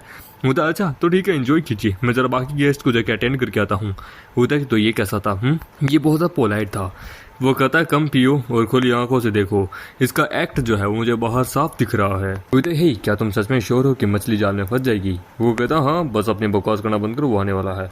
वो कहता है कि इन दोनों लड़कियों को यहीं छोड़ दो, देख बच्चे मैं तेरे लिए यही बताऊंगा, यहाँ से चुपचाप चला जा, तेरे को जिंदा छोड़ देंगे हम। वो कहता है अरे यार, उस बैंक्वेट में केवल इकलौता एक ही पर्सन है जो कि ये सोचता है कि मैं एक फॉलोवर हूँ जो कि बस बैग पकड़ता है। द चार्मिंग क्लॉथ, कैसे हो तुम? वो कहता है अरे यार, एक छोटा सा फाउंडेशन बिल्डिंग स्टेज का बंदा, चल मैं तेरे को एक मौका देता हूँ, चुपचाप यहाँ से चला जा, इन दोनों को यहीं छोड़ के, ये दोनों मेरा डुअल कल्टीवेशन वेसल बनेगी, मैं तुझे प्रॉमिस करता हूँ, मैं तुझे जाने दूंगा। वो तुझे सच में ऐसा लगता है कि तेरे एजुकेशन लेवल के अकॉर्डिंग मैं तुझे तेरी बात मान के यहाँ से चला जाऊंगा? और वहाँ पे अपनी पावर को रिलीज करता है। वो कहता है वाह, तुझे ऐसा लगता है कि तुम मुझे रोक सकता है, आ जा, ये है मिथिकल बेल जो कि मुझे बचाएगी, क्यों ये फाउंडेशन बिल्डिंग स्टेज का बंदा तो मेरा क्या ही उखाड़ेगा, पर हम मेन उसकी बॉल को ही वहाँ तोड़ देता है। वो कहता है कि वाओ ये क्या था? होता है कि वेल ये हमें कम समझ रहा था। वो कहता है पागल आदमी है। वो कहता है कि तुम क्या चाहते हो? वो कहता है कि ज्यादा कुछ नहीं, हम चाहते हैं कि तू हमारा एकेडमी के अंदर अरेंजमेंट कर दे। ये सुन के वो कहते क्या होते हैं, क्या तू, तेरे कहने का मतलब है फ्लाइंग क्लाउड एकेडमी? मजाक कर रहा है क्या? वो बस एक बेसिक सी एकेडमी तो है, तो वो क्या सिखाएगी? होता डोंट वरी, बस तू अरेंजमेंट कर। वो ठीक है हम देते हैं। वहाँ पे एक लड़की को, जहाँ पे एक लड़की एक योगा कर रही होती है, बड़ी हॉट फिगर होता है इसका, वहाँ पे उसका फोन बजता है। वो कहता है हाँ क्या, न्यू स्टूडेंट एक्सेप्ट, अच्छा ठीक है मैं समझ गई, अभी आती हूँ। समझ नहीं आ रहा ये क्या हो रहा है। और फिर वो वहाँ पे कपड़े पहन के वहाँ से जाने लगती है अकेडमी के अंदर, जहाँ पे टीचर कहती है, वो थी कि ठीक है तो वैसे तो पीरियड खत्म हो गया था, पर लेकिन तुम थर्ड यंग मास्टर के फ्रेंड हो तो एब्सोल्युटली तुम आ सकते हो। बता आपका शुक्रिया। बता ये लो हमारी स्कूल की स्टूडेंट प्रेसिडेंट यहाँ आ चुकी है, इसका नाम है रू यांग, ये वो 3 है जो कि तुम्हारे क्लासमेट हैं, ठीक है इनको अरेंज करो। वो ठीक है। हमारा मेगड जैसे उसे देखता है और जैसे वो लड़की हमारे मेगड को देखती है, वो कहती है फाउंडर। वो देखी राव क्या हुआ? वो तो नहीं कुछ नहीं, इनको मेरे पे छोड़ दीजिए, ये आप तीनों की रूम है, ठीक है यदि आपको कुछ भी चाहिए मुझे कह दीजिएगा। तो बड़े प्रोफेशनल है, ये तो मेरे से भी ज्यादा बढ़िया कर रही है। वो अपने रूम में कहती है 2 महीने पहले जो ये पर्सन था इस पेंटिंग के अंदर, वो अचानक से एक अलग ही लेवल पे बन गया और आज वो इस प्रकार से आया है। इसका मतलब क्या है? ये ओल्ड मैन इस पेंटिंग में किस प्रकार से क्या है? और फिर हम देखते हैं वो अपने कपड़े लेके जाने लगती है, तभी वो देखती है लॉन्ड्री में हमारे मेगड को। वो कहती है कि तुम अभी भी लॉन्ड्री में? वो कहते हैं हाँ क्यों, क्या हुआ? पता नहीं, तुम जस्ट अभी ही इस एकेडमी में आए हो और देन तुम अभी ही अपने कपड़े धोने शुरू कर दिए। बोलता नहीं ऐसा ज़्यादा कुछ खास नहीं है, बस वो अपना ट्रेनिंग यूनिफॉर्म है जो कि मैंने रिसीव किया था। बोलता ट्रेनिंग यूनिफॉर्म क्यों, इसमें क्या खराबी है, कुछ गंदा वंदा है क्या? बोलता नहीं ऐसी बात नहीं है, बस अपने कुछ दवाइयाँ वावियाँ इसके अंदर मैंने लगाई है जिसके चक्कर में मैंने इसको अच्छे से धोया है, जिससे कि इसके फ्रेगमेंट अच्छे से आए। बोलता फ्रेगमेंट अच्छे से आए? बोलता मैं स्मेल करके बता सकती हूँ, ये जो एलिक्सर है ये बड़ा एक्स्ट्रा ऑर्डिनरी अपर ग्रेड का है, अर्थ ग्रेड का। ये क्या है एग्जैक्टली? सच में इसकी सेंस तो बड़ी कमाल की है। और वो वहाँ पे बेहोश होने लगती है और हम देते हैं उसके ऊपर पानी गिर जाता है। वो कहता है कि ऐसा क्या सुन लिया इसमें, ऐसा क्या है? वो कहती कि क्या मेरी मदद करोगे? और हम देते हैं दूसरी तरफ जहाँ पे यू जो है वो यिंग की ब्रा पहनने में मदद कर रही है। वहाँ पे यिंग कहती कि हाँ हमने शॉपिंग कर लिया था, ठीक है हाँ मैंने देखा पता किया, ये कुछ ज्यादा ही थोड़ा टाइट नहीं है, मेरे छाती दब रही है। हम मेरे कहते हैं क्या मुसीबत है, और फिर वो उसे उठा के वहाँ से जाने लगता है। वो कहता कि लाइफ में पहली बार मेरे साथ ऐसा हो रहा है, बड़े हैं वो दोनों ही बड़े हैं। ठीक है ये तुम्हारा रूम है, मैं तो तुम्हारे रूम के अंदर छोड़ देता हूँ। वो उसे वहाँ लगाता है। वो कहता है 1 मिनट ये पेंटिंग। फिर सीन आता है उसी यंग मास्टर का। वो कहती है कि कोई लड़की की तुम मुझसे मजाक कर रहे हो, सच में मैं समझ नहीं आ रहा तुम्हारा जैसा भाई मेरी फैमिली में है ही क्यों। मतलब सिस्टर टेंशन मत लो, मैं उन दोनों को जल्द ही वापस ले आऊंगा। फिर हम देते हैं अगली तरफ जहाँ पे अपनी जो किंग जो होती है वो कहती है हेवनली गार्डन। न्यू स्टूडेंट्स को वहाँ पे एक्सप्लोर करने का मौका दिया जा रहा है। तुम्हें क्या लगता है किस प्रकार का होगा ये गू फैमिली का हेवनली गार्डन? वो कहता है पॉसिबली शायद वहाँ पे हो सकती है वो केव वहाँ पे है और इंडिपेंडेंट स्पेस भी है। तुम्हें कहते हैं तुम्हें पता उस केव के अंदर एक इंडिपेंडेंट स्पेस है जो कि एक अलग ही लेवल का पॉकेट यूनिवर्स बनाती है, एक छोटी सी खुद की दुनिया। लगता है वो फैमिली को तो इस बारे में पता है, पर लेकिन वो अब तक सही ढंग से इसके अंदर जा नहीं पाई है, जिसके कारण वो लोगों को भेज रही है कि क्या पता कोई एक बंदा अंदर चला जाए। वो कहता है तब तो ये अच्छी बात है, ये हमारे लिए बहुत अच्छी चीज होगी, अगर हम जाएंगे तो हम पता लगा पाएंगे। और वैसे भी वो गू चिंग वो भी तो हमारे साथ आएगा। तो इसमें लिखा है कि 3 लोगों की टीम होनी चाहिए। ऐसा लगता है ये सब कुछ ऑलरेडी हमारे लिए ही अरेंज किया गया है। होता कोई हमें टारगेट कर रहा है, लगता है कोई इसने प्लान बनाया है कि कोई इस मुसीबत से हम लोगों को परेशानी में और डाल दे, हमारी जो मुसीबत है वो अपनी मुसीबत बना ले। तुम दोनों ना थोड़ा ध्यान रखना आगे, ठीक है, क्योंकि अब आगे कुछ भी हो सकता है, उसके लिए थोड़ा चौकन्ना रहना और हर चीज के ऊपर अपने अच्छे से नजर रखना और मुझे रिपोर्ट देते रहना। मैं समझ नहीं आ रहा ये वेरिफिकेशन कोड ये सब कुछ क्या है, समझ नहीं आ रहा मुझे तो। वो तो तुम तो एक ओल्ड मैन की तरह रिएक्ट करे हो जैसे तुम्हें कुछ पता भी नहीं है। वो तो इसकी बातों में बताना ये बड़ा अजीब आदमी है। हम हमें मेडिटेशन करते करते अपने स्पिरिचुअल होल के अंदर जाता है। वो तो मुझे अपने लेवल को अपने रिलम को अपने लेवल को अप करना होगा, अदरवाइज आगे फ्यूचर में मेरी मुसीबत आ सकती है। तभी कोई कहता है कि हे ड्यूड, वो कहता हाँ कौन है, वो कहता है ब्रदर जू, मैं तुम्हारा क्लासमेट हूँ, तुम भी वहाँ पे हैमिली गार्डन के अंदर जाने वाले हो ना। वो कहता हाँ तुम, वो कहता अरे मेरा नाम है जुनजी है, तुम मुझे जुनजी वांग कह सकते हो, हम क्लासमेट ही है, कुछ दिनों से हम साथ में क्लास ले रहे हैं। वो कहता ओ हाँ मुझे याद आया ब्रदर वांग। नेवर माइंड, कोई बात नहीं, ज़्यादा इंपॉर्टेंट नहीं है, बट इंपॉर्टेंट तो ये है, प्लानिंग तो ये है कि हम टीम अप करना चाहते हैं यिंग के साथ और यून के साथ। वो कहता है क्या प्लानिंग, कैसी प्लानिंग? ब्रदर तुम्हें पता है ये कल्टीवेशन दुनिया की बात है, यहाँ पे क्या मेल कल्टीवेटर्स ज़्यादा है और फीमेल कल्टीवेटर्स कम है। हम ऑर्डिनरी लोगों की तरफ देख नहीं सकते और कम फीमेल कल्टीवेटर्स होने के कारण इस रियलिटी में हमारे अकेडमी भी उनमें से एक है। मतलब पॉइंट पे आप कहना क्या चाहता है तो साफ साफ बोल। वो कहता साफ साफ यही कहना चाहता हूँ, हम ये चाहते हैं कि आप प्लीज उन दोनों के साथ टीम अप मत करो। क्या है कि हम लोगों को अपॉर्चुनिटी मिलेगी कि हम लोग उनके साथ टीम अप करके अपना एक्सपीरियंस गैदर कर सकें और उन फीमेल से उनकी कल्टीवेशन थोड़ी सीख सकें। हमारे उसके कंधे पे जोर देने लगता है। वो कहता अरे माफ कर दो, अरे यार, और उसके कंधे को वहाँ तोड़ने की कोशिश करता है और वहाँ पे एक चिल्लाने की आवाज आती है।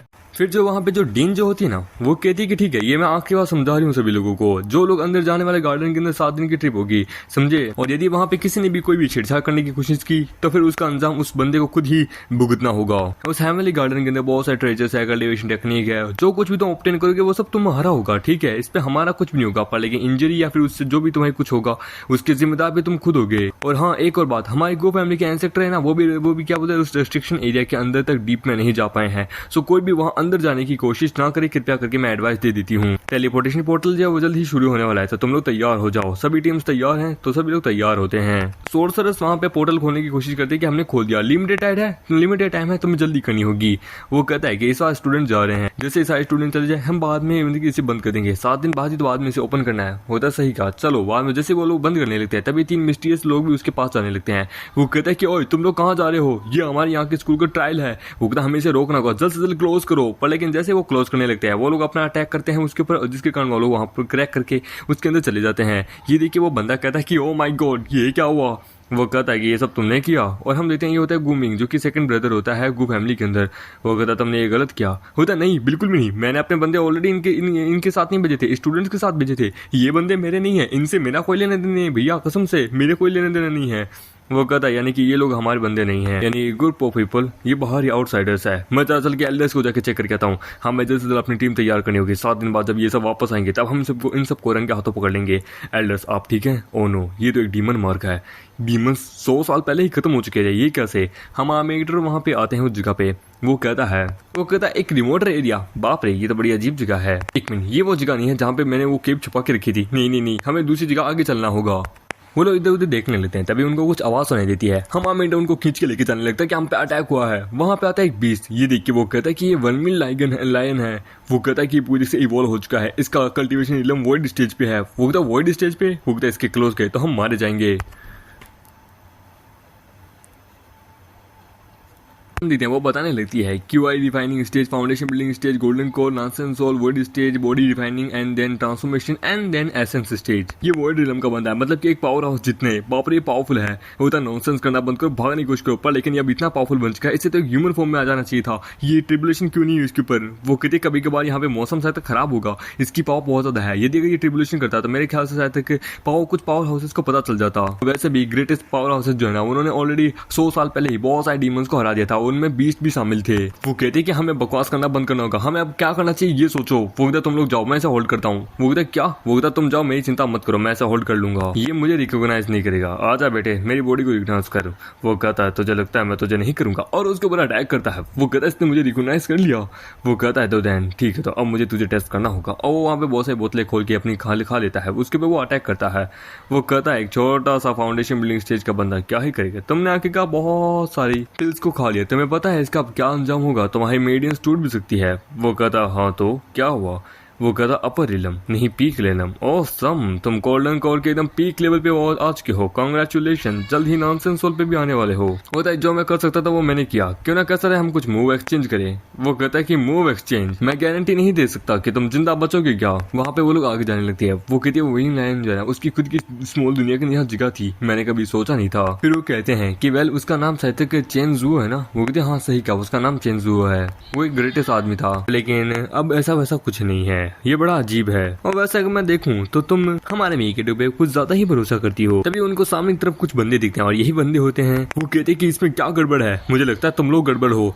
वो कहता है कि क्या हुआ, यहाँ किसी ने किसको मार दिया क्या? साइड हटो। वो कहता है कि माय लेडी प्रिंसेस आप जरा दूर हटिए, हम इनको देख लेंगे। कहता है क्या लेडी प्रिंसेस, मैं कब बनी? वो कहता है कि ये है मेरी क्रश, मैं इनको इम्प्रेस करके रहूंगा। तभी वो तीनों एक दूसरे की तरफ देखते हैं। वो कहते हैं होली मेडल, हम आपके सबऑर्डिनेट। वो कहते हैं कि तुम बेवकूफ लोग, तुम लोगों को अपनी आइडेंटिटी छुपानी थी, तुम लोग ये बकवास चीजें क्यों कर रहे हो। एक दिन पहले का सीन जहाँ पे वो कहती है यार ये अचानक से मेरे पिछवाड़े के साइड ये स्कार कैसा लगा कि एक प्रकार का पता नहीं क्या है। तभी हम देखते हैं वो आगे जाती है। वो कहती है कि ये उसके एल्डर लियांग की कोई चीज है, मैंने उससे ली थी। वो कहते क्या है इसमें, क्या ओपन करके देखें? वो तो पता नहीं, ये किसी चीज की चाबी है, लगता है कुछ इंपॉर्टेंट ही होगी, और वो चाबी हमारे मेगड़ी के पास होती है। वो कहता है यदि तुम्हें मुझे मारना है तो एक प्रॉपर रीजन दे साले। वो कहता है कि एक आउटसाइडर, सुन मुझे बाहर निकलना है इस छोटी सी दुनिया से। वो कहता है तो तुम्हें बाहर निकलना है तो तुम मुझे मार ही क्यों रहे हो? यदि मैं मर गया तो ये दुनिया कोलैप हो जाएगी, मेरी मदद करो मैं तुम्हारी मदद करूंगा। उधर ठीक है, तो वो उसके साथ बैठ जाता है और फिर मामेटा आगे निकलने लगता है। वो कहता है शायद वो लोग आगे तरफ गएंगे। एक मिनट, ये तो रोयांग का ग्रुप है ना।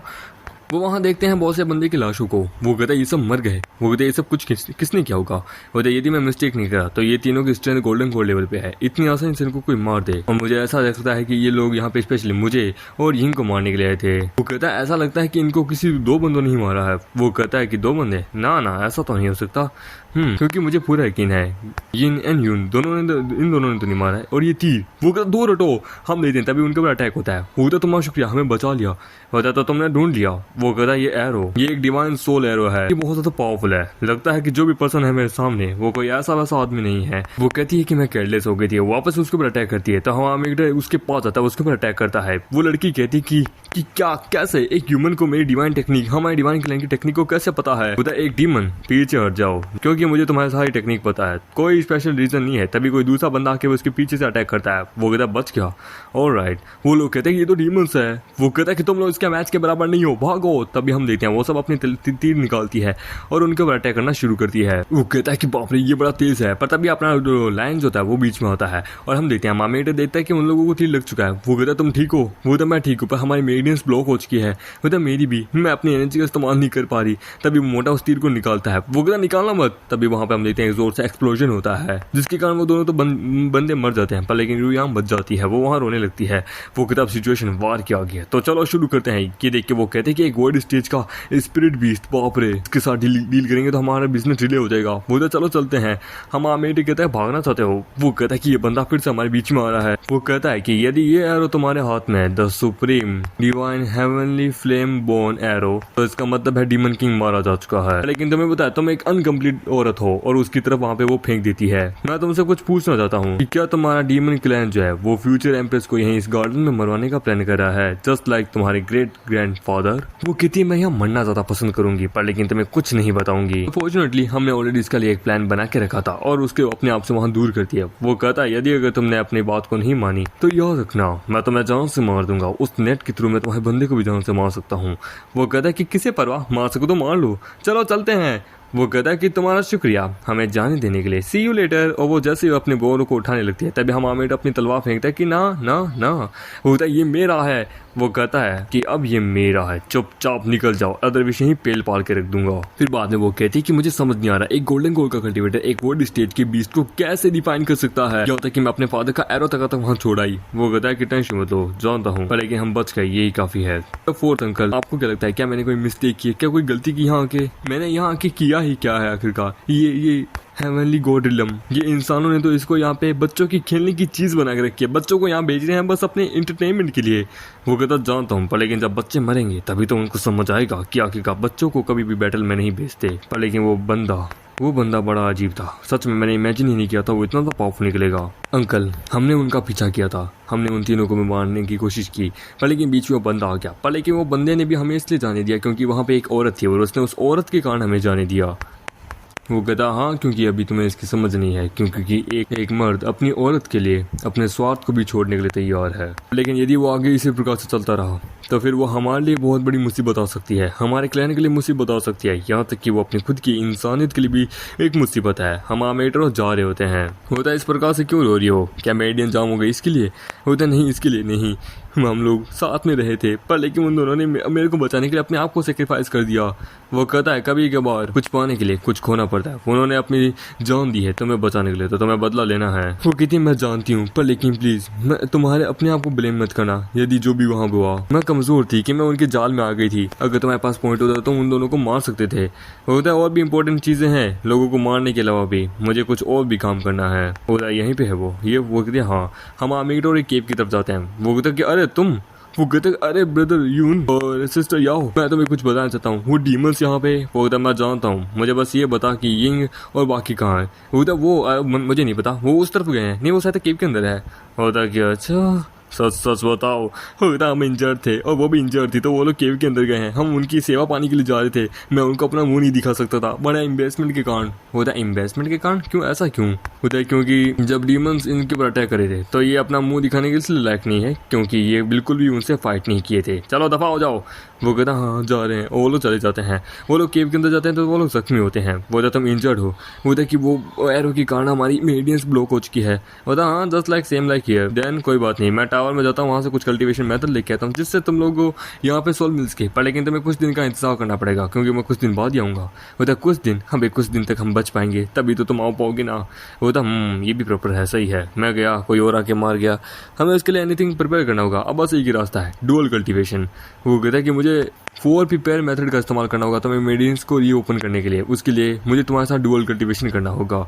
अपने आप को मेंटली प्रिपेयर कर लो, मैं जरा बाहर जाके आता हूँ। वो कहता है तो ठीक है, मैं अभी एरो को बाहर निकाल रहा हूँ और फिर तैयार हो जाओ। वो कहती आराम से, हाँ दर्द हो रहा है। वो कहता बी केयरफुल, टेंशन मत लो, और फिर उस एरो को बाहर निकाल देता है। वो कहता मैंने एरो को बाहर निकाल दिया, और इतना अजीब सा साउंड मत करो, मैंने डाला नहीं अब तक। होता है कि तुमने 4 वे कल्टीवेशन का सजेस्ट किया था, ये क्या है? मुझे थोड़ा अजीब फील हो रहा है। वो कहता है घबराने की जरूरत नहीं है, तो मैं साथ बड़ा आराम से करूंगा। वो कहते कि तुम इस प्रकार से बात कर रहे हो जैसे तुम्हें तो बहुत ज़्यादा एक्सपीरियंस है। चलो ठीक है, बस ये अपने आप को हीलिंग करने का मेथड भी तो है। होता है हाँ वेल, अगर तुम पूछ रही हो तो हाँ ऑफकोर्स तुम कह सकती हो, बस थोड़ा सा लड़का लड़की इंटरमीडियम हो वो वाला है। ये सुन के वो कहती है ठीक है, तो और हम देते हैं। वो कहती है कि ठीक है, सबसे पहले मैं जाऊँगी, मुझे अपनी स्ट्रेंथ को रिकवर करना है। एंड देन वहाँ पर वो दोनों शुरू कर जाते हैं। वो कहती है कि अगर कहूँ जाऊँ तो सच में इससे अच्छा वीडियो में मैंने देखा था, पर लेकिन ये तो प्रैक्टिकली और ज़्यादा ब्रूटल है। वो कहती है कि आराम से, हाँ आराम से। और हम देखते हैं वहाँ गुफा के अंदर से अजीब सी आवाज़ आती है। वो कहते थे ना मुझे भी ज्वाइन करना होगा, तुम तैयार हो? हमारा मेट जो है वो मधुमक्खी की छत, मधुमक्खी की तरह कभी इस पुल पे तो कभी उस पुल पे, और वो तीनों को सेटिस्फाई कर रहा होता है। तीनों की बॉडी के अंदर से उनकी मेडियंस जो ब्लॉक है उनको सही कर रहा होता है। वो कहता है कि बस मुझे अब इसका इस्तेमाल करना होगा, अपने इस हथियार का। मुझे इन तीनों डिमोनेसेस को इनको हराना होगा। वो तो अपने आप को ज़्यादा एस्टिमेट मत करो, मैं एक बार में तुम्हें चूस लूंगी। वो तीनों ही उसके ऊपर टूट पड़ती है। वो कहता है कि ये सही नहीं है, ये तीनों ही मेरी बॉडी को काउंटर करने की कोशिश करे हैं। तुम्हारा ऑनलाइन हूँ। और हमारा मेट अपनी पूरी ताकत से उन तीनों के ऊपर अटैक करता है, और उन तीनों के बाद में चिल्लाने की चीखने की आवाज आने लगती है। और जब वो तीनों बाहर होते हैं तो वो कहता है कि बाप रे, ये तो डीमन से लगता है ये फिर से यहाँ आ चुके हैं। वो कहता अब हम क्या करें? वो तो बॉस, वो तो उस केव की डायरेक्शन में जा रहे हैं। वो तो बॉस, वो चारों इंजर्ड हैं, क्या हमें उनके पास जाना चाहिए उनकी मदद करने के लिए?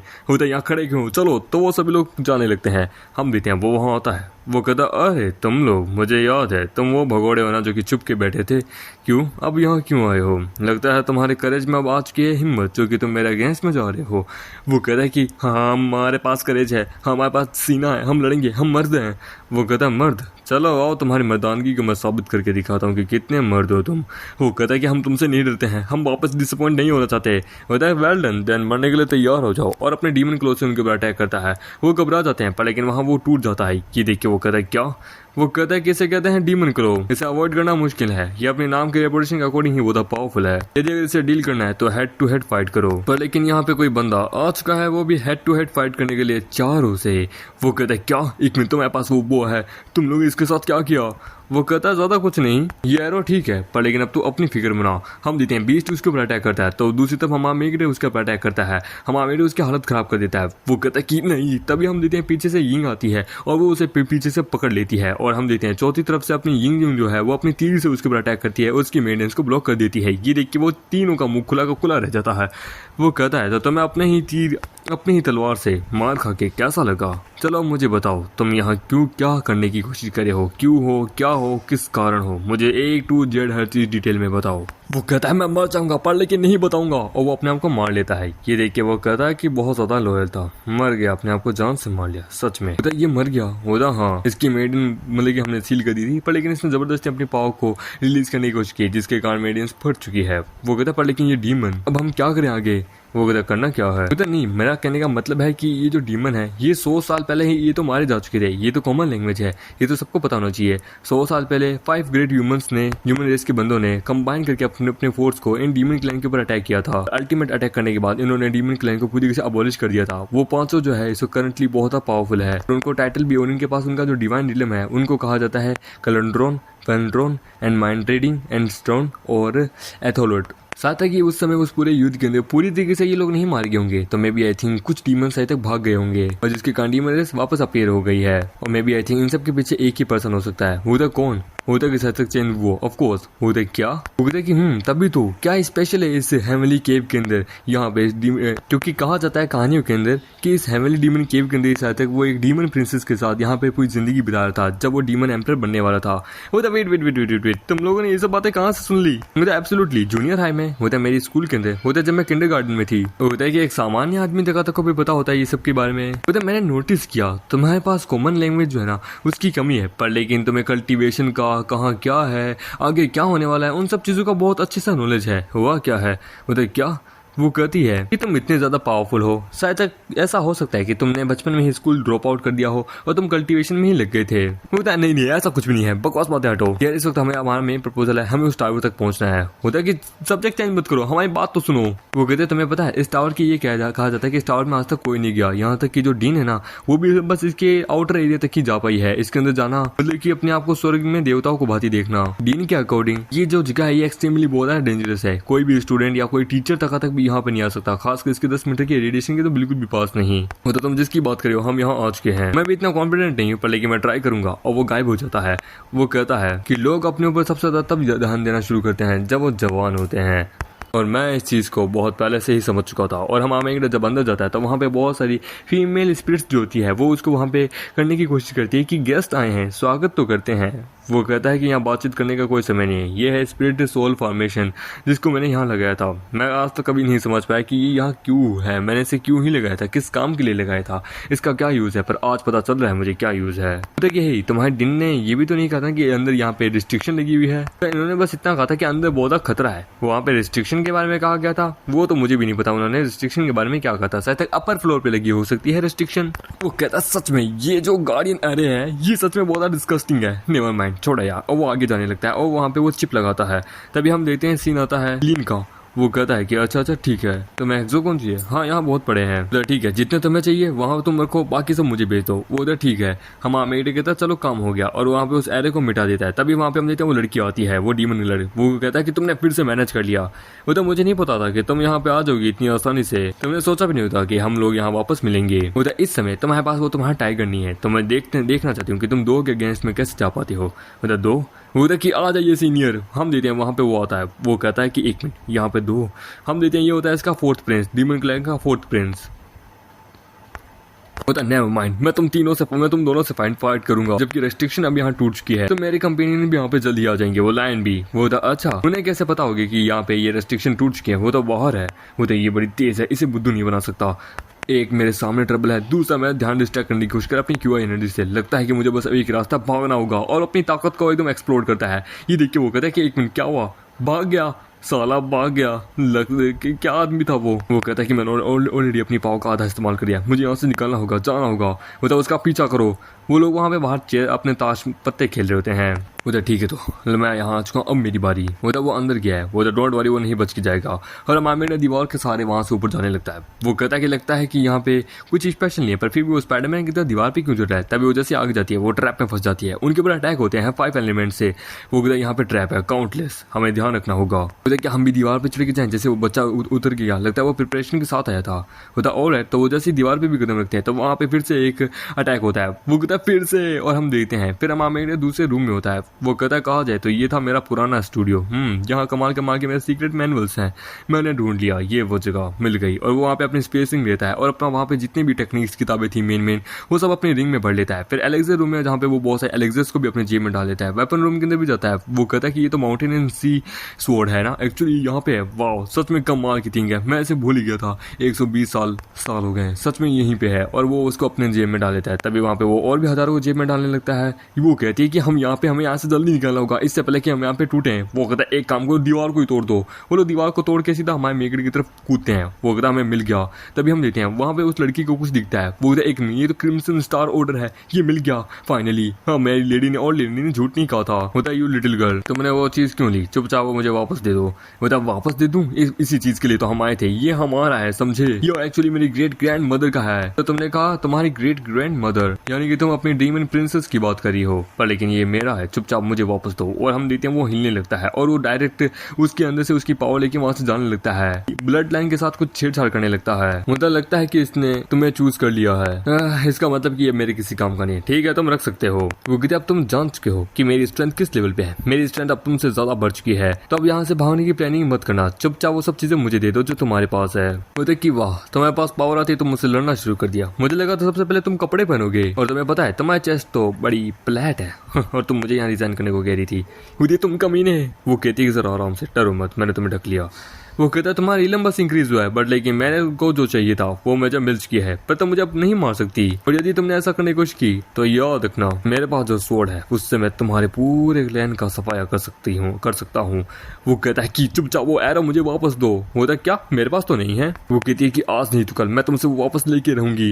होता हाँ, और हम देते हैं वो चले जाते हैं। वो फाइनली वो चले गए। तभी हम आमेटू को अपने कपड़े दिखते हैं कि ओ हाँ, ये मेरे कपड़े हैं, मुझे ये पुराने वाले, चलो मैं इन्हें पहन लेता हूँ। वो पहन लेता है, वो बाहर आता है।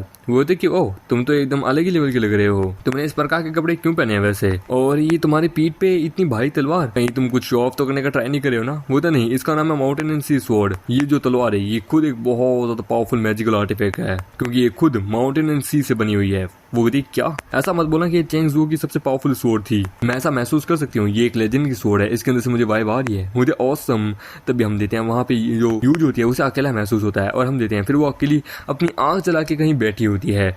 वो कहता है कि यहाँ पे आग जला के क्यों बैठी हो, यहाँ पे अब ऐसा कुछ नहीं जिसको तुम गार्ड कर सको, डीमंस यहाँ से जा चुके हैं, तो तुम्हें टेंशन की कोई बात नहीं है, हम अपना चीज़ें डिस्ट्रीब्यूट कर लेते हैं। वो कहती कि तुम मेरे साथ अभी भी शेयर करोगे, क्या तुम पागल तो नहीं हो, ये मत बोलो। ये चेंग ज़ू की जो चीज़ें थी ये हमारे सेक्टर ने कभी सोची थी जनरेशन से, और आज ये मेरे को चाहिए थी, पर लेकिन मेरे हाथ गंदे हैं, तो स्पेशली मैं तुम्हारे लिए कुछ चीज़ें भी लेके आया हूँ। वो कहती मुझे मत दो प्लीज़, मुझे बुरा लगेगा, मैं नहीं देखना चाहती। वो कहती कि क्यों, तो यदि मैं जबकि ये सब कुछ देखती हूँ तो मुझे मेरा मिशन याद आता है, मेरी डिग्निटी मुझे याद आती है। तुम एक सोच भी नहीं सकती एक ऑर्डिनरी पर्सन, एक रूममेट किस प्रकार से रहती है, एक व्यक्ति के जीवन में किस प्रकार की क्या परेशानी आती है, तुम्हें नहीं पता होगी। बोला अच्छा ठीक है, मैं तुमसे वादा करता हूँ इस बारे में, यदि अगर अब तुम रोना चाहती हो तो रो लो, क्योंकि रोने से थोड़ा मन हल्का हो जाएगा। मतलब मैं नहीं रो रही। वो कहता मैं तुम्हारी आंखों में देख सकता हूँ ये पानी बहता हुआ। वो कहता है कि मुझे अपने जाल में मत फिसाओ। वो कहता है मैं जानता हूँ तुम्हारे अंदर जो दर्द है उसे कोई सामान्य व्यक्ति नहीं समझ सकता कि तुमने क्या क्या सहा होगा। और फिर तभी वो वहाँ पे उसे किस कर लेती है। वो कहती कि क्यों जोयू, तुम इतने नाइस क्यों हो, मुझे क्या तुमसे प्यार हो चुका है। और वो वहाँ पे उसे किस करती रहती है। हम आमेट को उसकी मेमोरी दिखती है कि जब वो छोटी थी तो उसी की आंखों सामने उसके माँ बाप को मार दिया गया, उसी के सेक्टर के लोगों ने, कि आखिरकार सेक्टर को छोड़ के और यहाँ पे एक हैप्पी जिंदगी बिता के तुम्हें क्या ही अचीव हुआ। उससे भी ज्यादा होली मेडल आपने फोर्स किया, और देखो देन अब आपकी नई बच्ची जो है वो बनेगी न्यू होली मेडल। एकदम बकवास पेरेंट्स पर लेकिन बेस्ट चाइल्ड।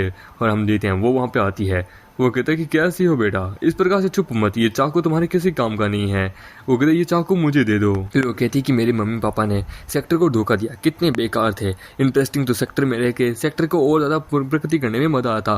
सीनियर ब्रदर, मैं आज से आपकी गुलाम हूँ, बताइए मैं सेक्टर के लिए क्या कर सकती हूँ, मुझे जो भी कहोगे मैं वो सब करूंगी। और वो हमारे मेगड़ी के साथ वहाँ पे वो सब कुछ करी होती है, वो वहाँ पे उसको पूरी बात बता रही होती है। वहाँ पे जो उनका बॉस है वो कहता है कि नेक्स्ट होली मेडल जो है हम नहीं चाहते कि वो किसी टेररिस्ट की बेटी हो, तो ये दूसरों को कन्विंस करना मुश्किल है, सो इसलिए हम तुम्हें ये पिल दे रहे हैं, ठीक है। तुम्हें 49 डेज के अंदर इसका हमेशा एक एलेक्सर लेना होगा, हर 49 डेज के बाद तुम्हें इसका एलेक्सर लेना होगा, जिससे क्या तुम्हारी लॉयल्टी जो है ना वो डिसलॉयल्टी ना बदले। तुम अगर यदि कुछ भी करने की कोशिश करती हो गलत हमारे सेक्टर के अगेंस्ट में, तो तुम वहीं पे क्रिपल हो जाओगी। वो कहती है कि आप जैसा कहेंगे मैं वैसा ही करूंगी। फ्रॉम नाउ आज से हम तुम्हें नाम देंगे यू, और तुम्हारा सरनेम जो है वो मिट चुका है। तुम्हारे पास अब होली मेडल की पोजीशन है जो कि बहुत एक्सट्रीमली डेंजरस है। तुम्हें ईस्ट एंड वेस्ट दोनों में हर तरफ अच्छे से निगरानी रखनी होगी। तुम्हें अब और कई सालों तक जीना होगा, वो जैसा आप कहें। वो कहता है तो ये है इसकी मेमोरी। इसकी मेमोरी तो बहुत ज्यादा डार्क और बहुत पास्ट से एकदम पेनफुल भरी हुई है। इसके पेरेंट्स मारे गए इसी की आंखों के सामने, एंड देन इसे भी यहाँ सेक्टर के लिए बस एक टूल बना के रख दिया। खैर मैंने इसके अंदर से इसका जो पॉइजन था जिसके थ्रू इसको कंट्रोल किया जा रहा था, अगर यदि सेक्टर को धोखा दी थी तो ये क्रिपल हो जाएगी, वो मैंने हटा दिया है। मामेटा फिर उसे ही देख रहा होता है। वो कहती कि इस प्रकार से क्या देख रहे हो। वो कहता है कि अब मैं इसके अंदर से बिल्कुल भी वो नफरत भरी चीजें नहीं देख पा रहा। तो तुम्हें पता है ना हमारा जो अपार्टमेंट है ना वो बड़ा शानदार है। यदि कुछ भी प्रॉब्लम होती है तो अपने मैनेजर को यानी कि इट्स मीन मी मुझे कांटेक्ट करो, ठीक है। और फिर हमारा मीट अपने रिंग के अंदर से बहुत सारे सामान निकालता है कि ठीक है अब से ये सब कुछ तुम्हारा है। होती ये एबिलिटी टेक्निक वगैरह तुम सच में ये मुझे दे रहे हो ना कि खुद पढ़ के, तो ये तुम्हारे लिए बेटर है। खासकर तुम्हारे पास तो डिफेंस वाली बहुत सारी टेक्निक्स है, तो ये तुम्हारे लिए बेटर है। ऊपर से ये जो डिफेंस टेक्निक है ना ये शरीर पे और हड्डियों पे लगती है। तुम्हें कोई हाई लेवल बैटल के अंदर हो तो ये तुम्हारे लिए बहुत अच्छे से काम आएगी। और राओयांग मुझे तुम्हारा समझ नहीं आता, पर लेकिन मैंने तुम्हें कई बार देखा है भाला चलाते हुए, तो ये देखो ये तुम्हारे लिए मैं लेके आया हूँ। ये सबसे पावरफुल भाला है और ये उसकी टेक्निक्स है। यहाँ तक कि मैंने तुम्हारी स्पिरिचुअल फोर्स को बढ़ाने के लिए मैं यहाँ पे तुम्हारे लिए पिल्स भी लेके आया हूँ। और हाँ, इनको आराम से खाना, ऐसा नहीं है कि खाने के साथ खा लिया कभी कुछ कर लिया, ना ना ना, आराम से एक ही करके खाना। ये तो बहुत ज्यादा है। वो होता ज्यादा कहाँ है, अभी तो बहुत सारी चीजें बाकी है। ये स्पिरिचुअल स्टोन्स हो गए, ठीक है। तुम सभी को गोल्डन गोल्ड के ऊपर टेम्पल की क्या बोला पावर थ्रू करना होगा। वो तो इतनी जल्दी, वो तो यस, वो डीमन गर्ल बड़ी लकी थी, उसके हाथ में कमाल की चीज आ गई जिसके कारण क्या है कि वो बॉडी स्टेज पे जल्दी ही पहुंचने वाली है। इसलिए हमारे लिए बेटर है कि हम लोग भी अपनी पावर को बढ़ा लें। यदि एक बार वो पावर पे बढ़ा लिया फिर हमारे लिए मुश्किल हो जाएगी। फिर तो वो कहती तो फिर इसका क्या, वो तो ये थोड़ी बड़ी परेशानी है। वो कहती मेरा क्या, कुछ लोगों के भाग्य में कुछ चीजें नसीब में लिखी नहीं होती, पर लेकिन तुम अपना बताओ। हम अमीर कहते हैं कि बहुत बढ़िया लड़की, और उसके पीछे आके उसके ऊपर जोर से अटैक करता है और हम देते हैं वहां पे उसे एक बॉक्स मिलता है। फिर वो चाबी से खोलने की कोशिश करता है कि ये एक ट्रैप था, मैं जानता था, और उसके अंदर से एक फ्लावर निकलता है। वो कहते हैं ये तो बड़ा खूबसूरत है। वो तो कहते हैं प्रीमोडियल साइकिल लोटस, ये अगर एक बार खा लेना तो बंदे की फिजिक जो है उसे रीशेप करने में काम आएगा। ओरिजिनली मैंने इसे प्लान किया था अपने लिए, पर लेकिन अभी सबसे ज्यादा जरूरत मुझे लगता है इसको है। मुझे सही कहा। वो हाँ, अगर एक बार मैंने इसे दे दिया ना तो वो जो ब्लड पिल है जो कि इसके अंदर है वो एक बार अच्छे से बाहर आ जाएगी, और वो उसे देता है तो जिसके कारण हम देते हैं उसकी शरीर में रिएक्शन आने लगता है, वो बाहर आने लगती है। वो कहती है ये क्या हुआ, मेरे अंदर से जो ब्लड पिल है वो डिसअपीयर हो गई। वो तो सही कहा, बट लेकिन तुम्हें अभी भी थोड़ी सी और अमाउंट की जरूरत है, तुम्हें अपनी थोड़ी सी और मेहनत की जरूरत है। ये लो कपड़े पहनो। वो आके उसे गले लग जाती है। वो कहती है तुम्हारा शुक्रिया। फिर सुबह हो जाती है। वो कहता है वाह वह तो बड़ा साफ है। हम अमेरिका जो होता है वो 3rd लेवल पे होता है गोल्डन कोर के। यू यिंग जो होती है वो 9th लेवल पे होती है, यानी कि एकदम पीक लेवल पे। और राओया जो होती है वो 4th लेवल पे होती है, और अपनी यिंग जो होती है वो 7th लेवल पे होती है। वो कहता है कि अब हमें जल्द से जल्द निकलना होगा, इससे पहले मर्चेंडीज हमें देखे, हमें यहाँ से निकलना होगा। वो तो सही कहा। इस वक्त हमें अपनी फॉर्मेशन को ओपन करके यहाँ से इस पोर्टल को ओपन करके फिर हमें यहाँ से निकलना होगा। चलो शुरू करते हैं। हमारी कल्टीवेशन ज्यादा लो नहीं है, सबसे ज्यादा लोवेस्ट मैं ही हूँ। चलो शुरू करें। और वो लोग शुरू करके वहां से फॉर्मेशन निकाल के निकलने लगते हैं। वो लगता है वो लोग बाहर आ रहे हैं। वो ग्रैंपा हमें डीमन रेस के बारे में कल्टीवेशन एसोसिएशन को बताना चाहिए।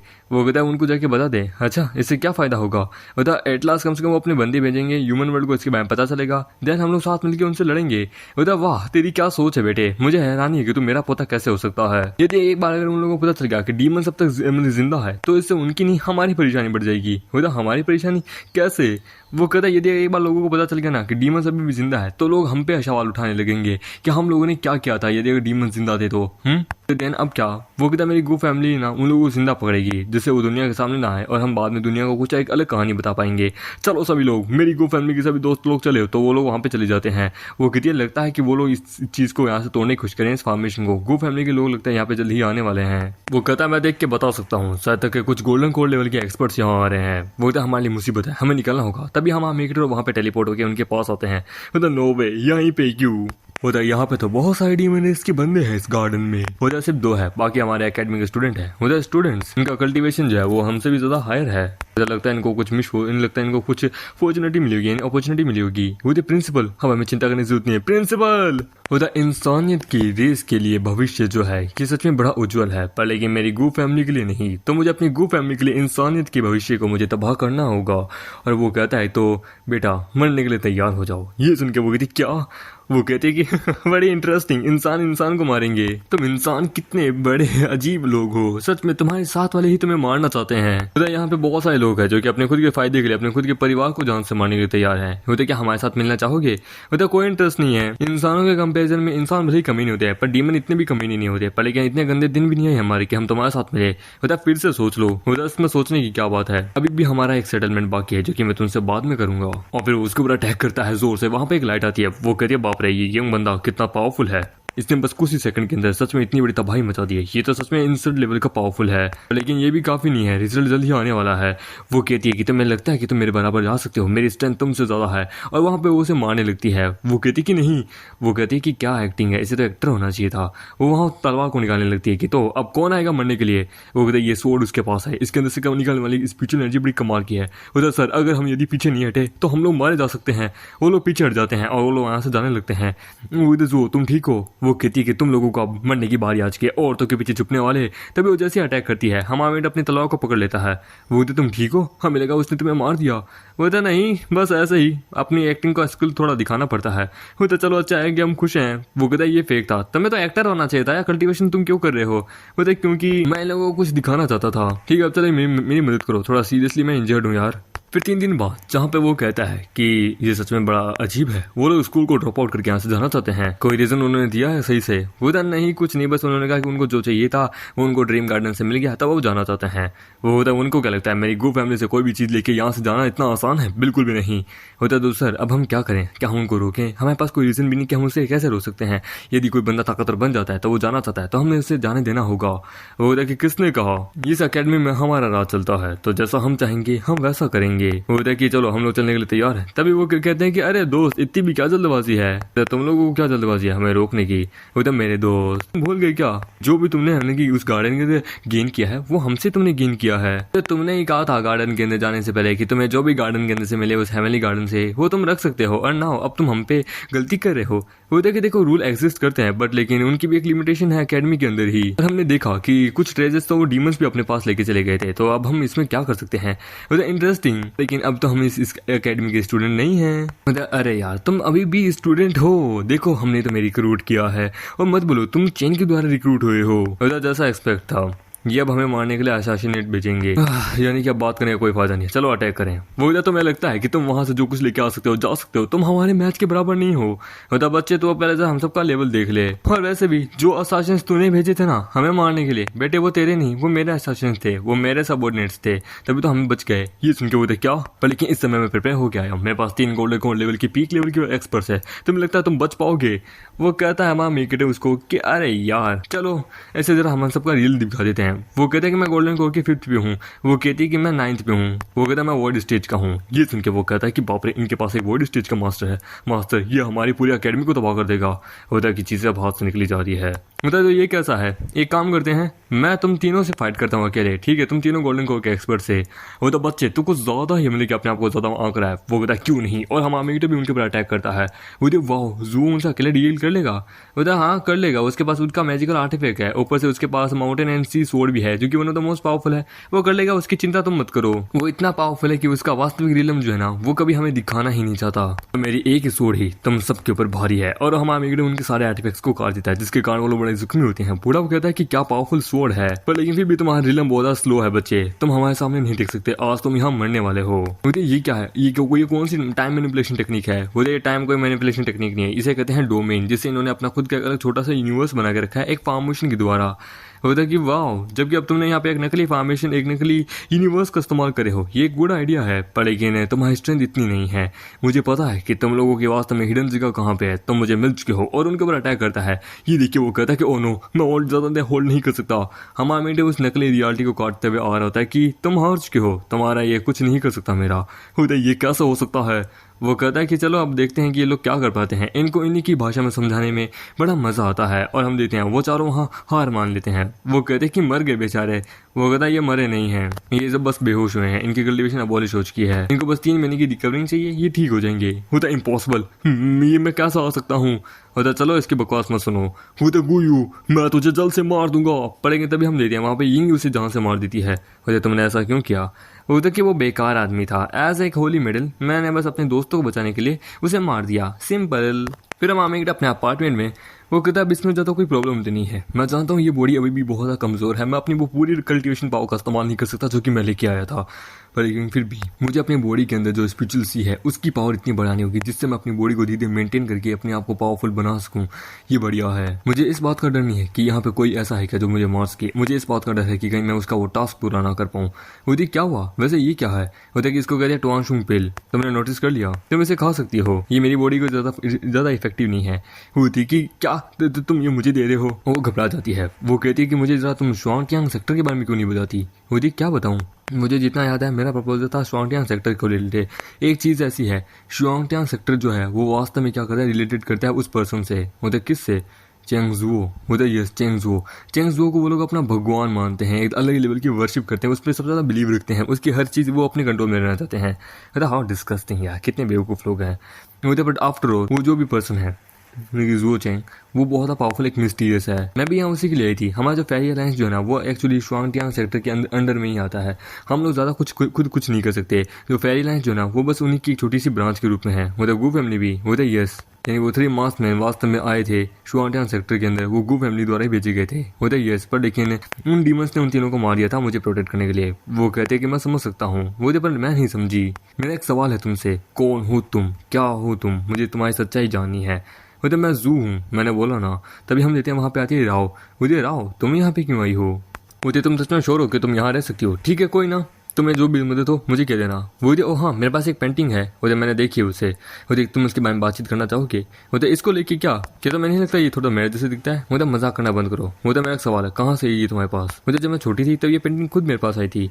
वो तो इसे कहते हैं सोल फिक्सिंग स्क्रोल, जो कि रिकॉग्नाइज होता है ऑनर के द्वारा। एक डिवाइन सोल का एसेंस है और ब्लड है इसके अंदर। यदि अगर ऑनर रिकार्नेट होता है तो ये अपने आप उसकी साइड चली जाएगी। यदि अगर ये तुम्हारे पास आई है तो यानी कि तुम इस पेंटिंग की ऑनर हो, और तब तो तुमने पास्ट भी देखा होगा। होता हाँ, वो पर्सन जो कि इस पेंटिंग के अंदर है वो ओल्ड मैन, तो मैं सोचूं तो वो तुम्हारा पास था। यानी कि 1 मिनट, यानी कि हम दोनों अपनी पुरानी लाइफ में कपल थे, हम दोनों शादीशुदा थे। होता ज्यादा जल्दबाजी नहीं, थोड़ा आराम से सोचो इसके ऊपर। वो याद करते हैं अपनी बीता है पल की, जब वो दोनों साथ थे, हमेशा एक दूसरे के साथ रहते थे, एक हस्बैंड वाइफ के रूप में। लेकिन कुछ एक पल ऐसा आया जिसमें हमारे एक ब्रूटल आदमी बन गया। वो कहता है कि मैं किसी के हाथ की तलवार बन के नहीं रहना चाहता। होता है कि ये स्टोरी जो है ये बहुत कॉम्प्लिकेटेड है, मैं इसे क्लियरली नहीं कर पाया। बट एनीवेज इस पेंटिंग का वास्तविक प्रपोजल ये नहीं है कि इस पेंटिंग की सुंदरता बताना। इस पेंटिंग का वास्तविक मतलब ये है कि तुम्हें मुझे मारना है इस जिंदगी के अंदर भी, तुम इंतजार कर रही हो। तभी हम देखते हैं वहाँ पे कुछ लोग आते हैं मास्क पहने हुए, वो लोग वहाँ आते हैं। होता है फॉर्मेशन शुरू करो, वो लोग वहाँ फॉर्मेशन को शुरू करते हैं। वो कहते हैं कि बाहर क्या हो रहा है? होता है कोई प्रोटेक्शन फॉर्मेशन को तोड़ने की कोशिश कर रहा है, लगता है यहाँ कुछ गेस्ट आए हैं। वो देखिए ये फॉर्मेशन तो बहुत पावरफुल है, लगता है कि हमारा सेक्टर भी इसे नहीं तोड़ सकता। होता है शुक्र यही है कि रिट्रीट करो, हम गेट से जाएंगे। वो कहती है कि मैं भी तुम्हारे साथ आती हूँ। वो बाहर जाती है उनके पास कि तुम लोग यहाँ क्या कर रहे हो? मुझे होली मेडल। वो कहते हैं कि तुम लोग यहाँ पे बड़े जल्दी आ गए। वो कहते हैं कि हमारे 3 ब्रदर आए थे, वो तीनों तो मिस्टीरियस तरीके से मारे गए, हम जानना चाहते थे कि क्या हुआ। मतलब वो तीनों मुझे प्रोटेक्ट करते हुए मारे गए थे नेचुरली। ये एकदम नेचुरल है। मैं जानना चाहूंगी वो तीनों वहाँ पे किस कारण आए थे। वो मुझे प्रोटेक्ट तो करने नहीं आए थे। वो द होली मेडन, ये हमारा काम है कि हम आपको प्रोटेक्ट करें, पर इससे भी ज्यादा चाहे हमारी लाइफ भी क्यों ना चली जाए। तो मैं आपसे पूछना चाहूंगा, क्या आप अभी भी करंटली हमारी होली मेडन है या फिर कोई और? वो कि मैं तुम्हारी होली मेडन ही हूँ। वो और ये हमारी होली मेडन है। मतलब कि हमें ज्यादा नाटक नहीं करना है। हम बैक टू टॉपिक पे आते हैं। देखिए होली मेडन एक पर्सन है जो कि वापस हमारे सेक्टर में आया है। स्पेशली उसने रिक्वायरमेंट की है कि वो आपसे मिले। वो कौन? वो उसका नाम है चेंजुओ। उधर चेंजू, क्या मजाक करे हो? दिन में पी के तो नहीं आए हो ना? वो उधर जाओ जाओ, मुझे भी चल के देखना है। उधर सच में? वो कहती ठीक है, मैं समझ गई। उसने तुम 9 लोगों को भेजा ये मैसेज डिलीवर करने के लिए। होता हाँ, अभी हमारे पास और भी टास्क है। अभी हम वो टास्क करने जा रहे हैं। आप अपना ध्यान रखिएगा और पहुंच जाइएगा। वो फ्लाइट में होती है। वो कहती तुम भी आ रहे हैं मेरे साथ। होता हाँ, पर लेकिन तुम्हें टेंशन की जरूरत नहीं है। वहाँ पे जो यिंग जो है ना, वो वहाँ पे अपना काम कर लेगी। फेरी लाइन से वो डील कर लेगी, ठीक है। वो कि 9 मास्क मैन अगर कुछ मूव करेंगे तो वो देख लेगी। वो पर लेकिन तुम इसे क्यों लेके जा रहे हो? वो कहती कि क्योंकि मैं यूनशेंग माउंटेन के पे वापस जा रही हूँ। वो यूनशेंग माउंटेन पे? एक मिनट, क्या तुम वहाँ की होली मेडल हो? बोलते हाँ, मैंने तुम्हें बताया नहीं था इसके बारे में, मुझे माफ करना। हम क्या अपनी लोकेशन चेंज कर देते हैं, जिसके कारण क्या है कि यदि वो अब मैसेज भेजना है तो अकेडमी में नहीं, वो तुम्हारे अपार्टमेंट में भेजे जहाँ पे मैं रहती हूँ। वो कहती कि मैं समझ गया, मैंने यूनशेन माउंटेन के बारे में स्टडी की थी, बट लेकिन स्पेशल डिसेबल जो है ना वहाँ के कहते हैं कि वो पूरी 100 फैमिलीज के रिसोर्सेज को भी खा लेना तो भी उनकी कल्टीवेशन नहीं बढ़ती है, क्योंकि वो अपनी एक अलग मेथड का इस्तेमाल करते हैं। पर लेकिन मेरे को जहाँ तक पता है तुम्हारे वहाँ पे शायद एक जनरेशन का और है ना? वो तो हाँ सही कहा, इस जनरेशन में मैं हूँ, पर लेकिन मेरे साथ एक बंदा और है। फिर हम देते हैं उस माउंटेन के अंदर जहाँ पे हम देते हैं बहुत से बंदे कहते हैं कि सीनियर ब्रदर आप आ गए। उधर कैसे हो मेरे सारे दोस्तों? और हम देते हैं ये होता है वो दूसरा होली मेडल। हम देते हैं, वो कहता मास्टर मैं आ गया हूँ, मेरे को सच में एक ट्रूली इनलाइटमेंट मिली है, आपके मेथड ने काम किया। वो होता तुम वापस आ गए हो, पर लेकिन क्यों आए हो तुम? तुम्हें वापस आने में 6 महीने लगे, तुम एक अनवर्थी डिसेबल हो। बता सॉरी, वैसे सीनियर सिस्टर यहाँ नहीं है ये। बता या हाँ, वो भी अब जल्द ही आने वाली है। वो इस फिलहाल आ जाएगी, पर लेकिन मैं देख सकता हूँ तुम शांतियान सेक्टर के इन्वेस्टिगेशन करने के लिए गए थे और देखो तुमने अपने मेथड को और ज्यादा इंप्रूव कर लिया। वो तो ऐसी बात नहीं, आप मेरे को लेकर कुछ ज्यादा सोच रहे हो। वेल मैंने उसकी पोस्ट देखी, वो शायद जल्द ही आने वाली है। वो लोग वहाँ पहुंच जाते हैं। वो है क्या तुम लोग मेरे साथ नहीं आने वाले? वो तो नहीं, मैं इस वक्त वहाँ पे उस माउंटेन पे जाने वाला हूँ। मैं देखना चाहता हूँ वहाँ पे क्या चीज है, क्योंकि इस वक्त तुम्हें अपने मेथड को खुद समझाना होगा। वो तो ठीक है। तो शुआंडियान सेक्टर में वो कहता है कि मैंने सोचा ही था तुम यहाँ की सबसे यंगेस्ट कोर गोल्डन कोर की पर्सन बनोगी। होली मेडल, सच में तुमने कमाल की लाइनमेंट हासिल किया, पर लेकिन तुम्हें अभी भी थोड़ी मदद की जरूरत है। वो होता है कि जनरल मैं जानना चाहूंगी क्या वो वापस आ गया? होता है सर वो वापस आ गया है और वो कुछ लेके आया है। जजिंग करूँ उसके ऑरा से तो मैं भी आई थिंक उस दुनिया से तो नहीं है। वो कहती है कि ज़ोडिक जनरल ने कोई रीजन तो दिया होगा। उसने कहा था कि वो मुझसे मिलना चाहता है, ऐसा क्या है? वो कहता है यदि अगर तुमने उसका फेवर गेन कर लिया तो तुम्हें एक अनलिमिटेड अपॉर्चुनिटी मिलेगी इस दुनिया से। वो ठीक है एल्डर, मैं समझ गई। वो जानने लगती है। वो कहती क्या सच में वो चेंजू है? वो जानती है। वो कहती सीनियर, वो कहती कि तुम आ गई, तुम्हारे पास होंग मेंग का रिकॉर्डिनेशन का लोटस है। उस बच्चे ने सच में खुद नहीं लिया और तुम्हें दे दिया। वो देखिए मास्टर आप पता है, वो ये ज्यादा इंपॉर्टेंट नहीं है, ये बढ़िया है। तुम्हें पता है ये जो स्टोन है मेरे पास ये एक ऑर्डिनरी है, पर लेकिन इसके अंदर इटर्नल स्टार सी है जो कि बड़ा कमाल का है। इस लोअर दुनिया के अंदर ये किसी के पास नहीं है, सिर्फ मेरे पास है, पर लेकिन ये अब तुम्हारा होगा। वो देखिए इसके अंदर की स्पिरिचुअल एनर्जी ये तो इनक्रेडिबल है। उधर ज़ोडियाक सेक्टर जो है छोटा सा स्टोन होल्ड करता है जिसके अंदर इलाइटमेंट है इसी की स्टोन की। पर लेकिन अब जबकि तुम्हारे पास इतनी पावरफुल चीज आ चुकी है, पर लेकिन अभी सबसे पहले तुम्हें अब अपने अंदर नॉनसेंस सोल के सोल को कंडक्ट करना होगा, जिसके कारण जब तुम नॉनसेंस सोल पे जाओ तो तुम्हें कोई दिक्कत ना है। मैं ऑल्सो इस अपॉर्चुनिटी का इस्तेमाल करके देखना चाहता था कि आज की जनरेशन के टैलेंटेड लोग कैसे हैं। सच में मैं देख सकता हूँ, मैं डिसअपॉइंट नहीं हूँ। वो तो सीनियर मुझे और भी जानना है। वो कहती है बाद में, और फिर वो उसे टेलीपोर्ट कर देता है। वो देखिए अरे बाप रे, अचानक से कहाँ से आ गई? वो तो स्पेस टेलीपोर्टेशन, सच में वो तो चेंजुओ है। वो कहती है तुम यहाँ पे? वो कहती है मुझे जानना है मेरे जून के बारे में कि वो वास्तव में क्या है, क्योंकि मेरा सीनियर भी उसको लेके बहुत क्यूरियस है। फिर वो लोग वहाँ पे माउंटेन के अंदर जाने लगते हैं, यानी कि मामी की ड्रो। वहाँ पे उसका दोस्त कहता है कि हाय सीनियर सिस्टर, पर वो उसे भाव नहीं देती। वो कहती है हेलो ब्रदर, ये स्वord तो बड़ी कमाल की है, ये कॉम्प्लीमेंट नहीं है। आई नो जानता हूँ थोड़ा अनफ्रेंडली हूँ, पर फिर भी। वो सीनियर ब्रदर, सीनियर सिस्टर लगता है अपने साथ एक दोस्त को लेके आई है और तुम्हारा रिएक्शन नहीं निकला। बता नॉनसेंस करना बंद करो, तुम्हें सच में ऐसा लगता है कि मैं उस प्रकार का आदमी हूँ? सीनियर सिस्टर जब वो मेरी है। फूलों के गार्डन में घूमते बहुत लोग हैं, पर फूल तोड़ने वाला बस एक ही होता है। वो कहता है पर मुझे ऐसा नहीं लगता, कहो तो मैं उस बंदे को जान से मार दूं। वो कहता है कि वो एक मेहमान है, तुम्हें लगता है तुम उसे बीट कर सकते हो? वो तो एब्सोल्युटली, इस पूरे सेक्टर में आप और सीनियर सिस्टर के अलावा सिर्फ तीसरा सबसे ज्यादा पावरफुल मैं ही हूँ और मुझे कोई नहीं हरा सकता। तुम्हें क्या लगता है सीनियर ब्रदर, क्या मैं ऐसा नहीं कर सकता? वो तो मुझे इसकी परवाह नहीं है। वो कहती है कि तुम गेस्ट रूम में रुकना चाहोगे या फिर मेरी केव के अंदर। बोलता क्या डिफरेंस है। बोलते ठीक है, तो मैं उसको थोड़ा अरेंज करके आती हूँ, मैं जरा मास्टर के पास आके आती हूँ। बोलते ठीक है। बोलते कि ये कौन है। बोलता ये जो भी बंदा है ये दिखने में बड़ा सीरियस लगता है, सीनियर सिस्टर उसे अपने साथ लेके आई है, तुम्हें क्या लगता है सीनियर ब्रदर जो है वो इसके ऊपर गुस्सा करेंगे? तभी हम देते हैं, वो हमारे मेगड़े पर अटैक करता है पर हमारा मेगड़ा बच जाता है। बोलते कि वाह सच में तो मेरे अटैक से बच गए, ये सच में मानना पड़ेगा। खैर कोई ना, हम कल मिलते हैं। वो कहता है हे क्या तुम मेरे साथ एक स्पार लड़ना चाहोगे, और उसके ऊपर अपने हवा में उठ के अपने विंड ब्लेड का इस्तेमाल करता है, पर मामेट अपनी सोर्ड का इस्तेमाल करके उसे दूर फेंकता है, पर लेकिन तभी वो वापस अटैक करता है। वो कहता है कि तुम इतने भी आसान नहीं हो, मजा आ रहा है मुझे। और इसी के साथ ये एपिसोड और ये मानवा यही खत्म होती है। बड़ी बोरिंग मानवा थी, मजा नहीं आया। खैर कोई ना, मैं अब कोई दूसरी मानवा भी करूंगा। मुझे लगा था बड़ी ढंकी होगी क्योंकि ये हैरम इसमें लिखा होता, पर लेकिन घंटा कोई खास ज्यादा ढंकी नहीं थी। खैर कोई ना, कोई दूसरी मानवा करूंगा। अगर आप लोगों को वीडियो अच्छी लगी तो इस वीडियो को लाइक करें, तभी चैनल को सब्सक्राइब करें। ठीक है, मिलते हैं अगले नए वीडियो में, जब तक के लिए बाय बाय।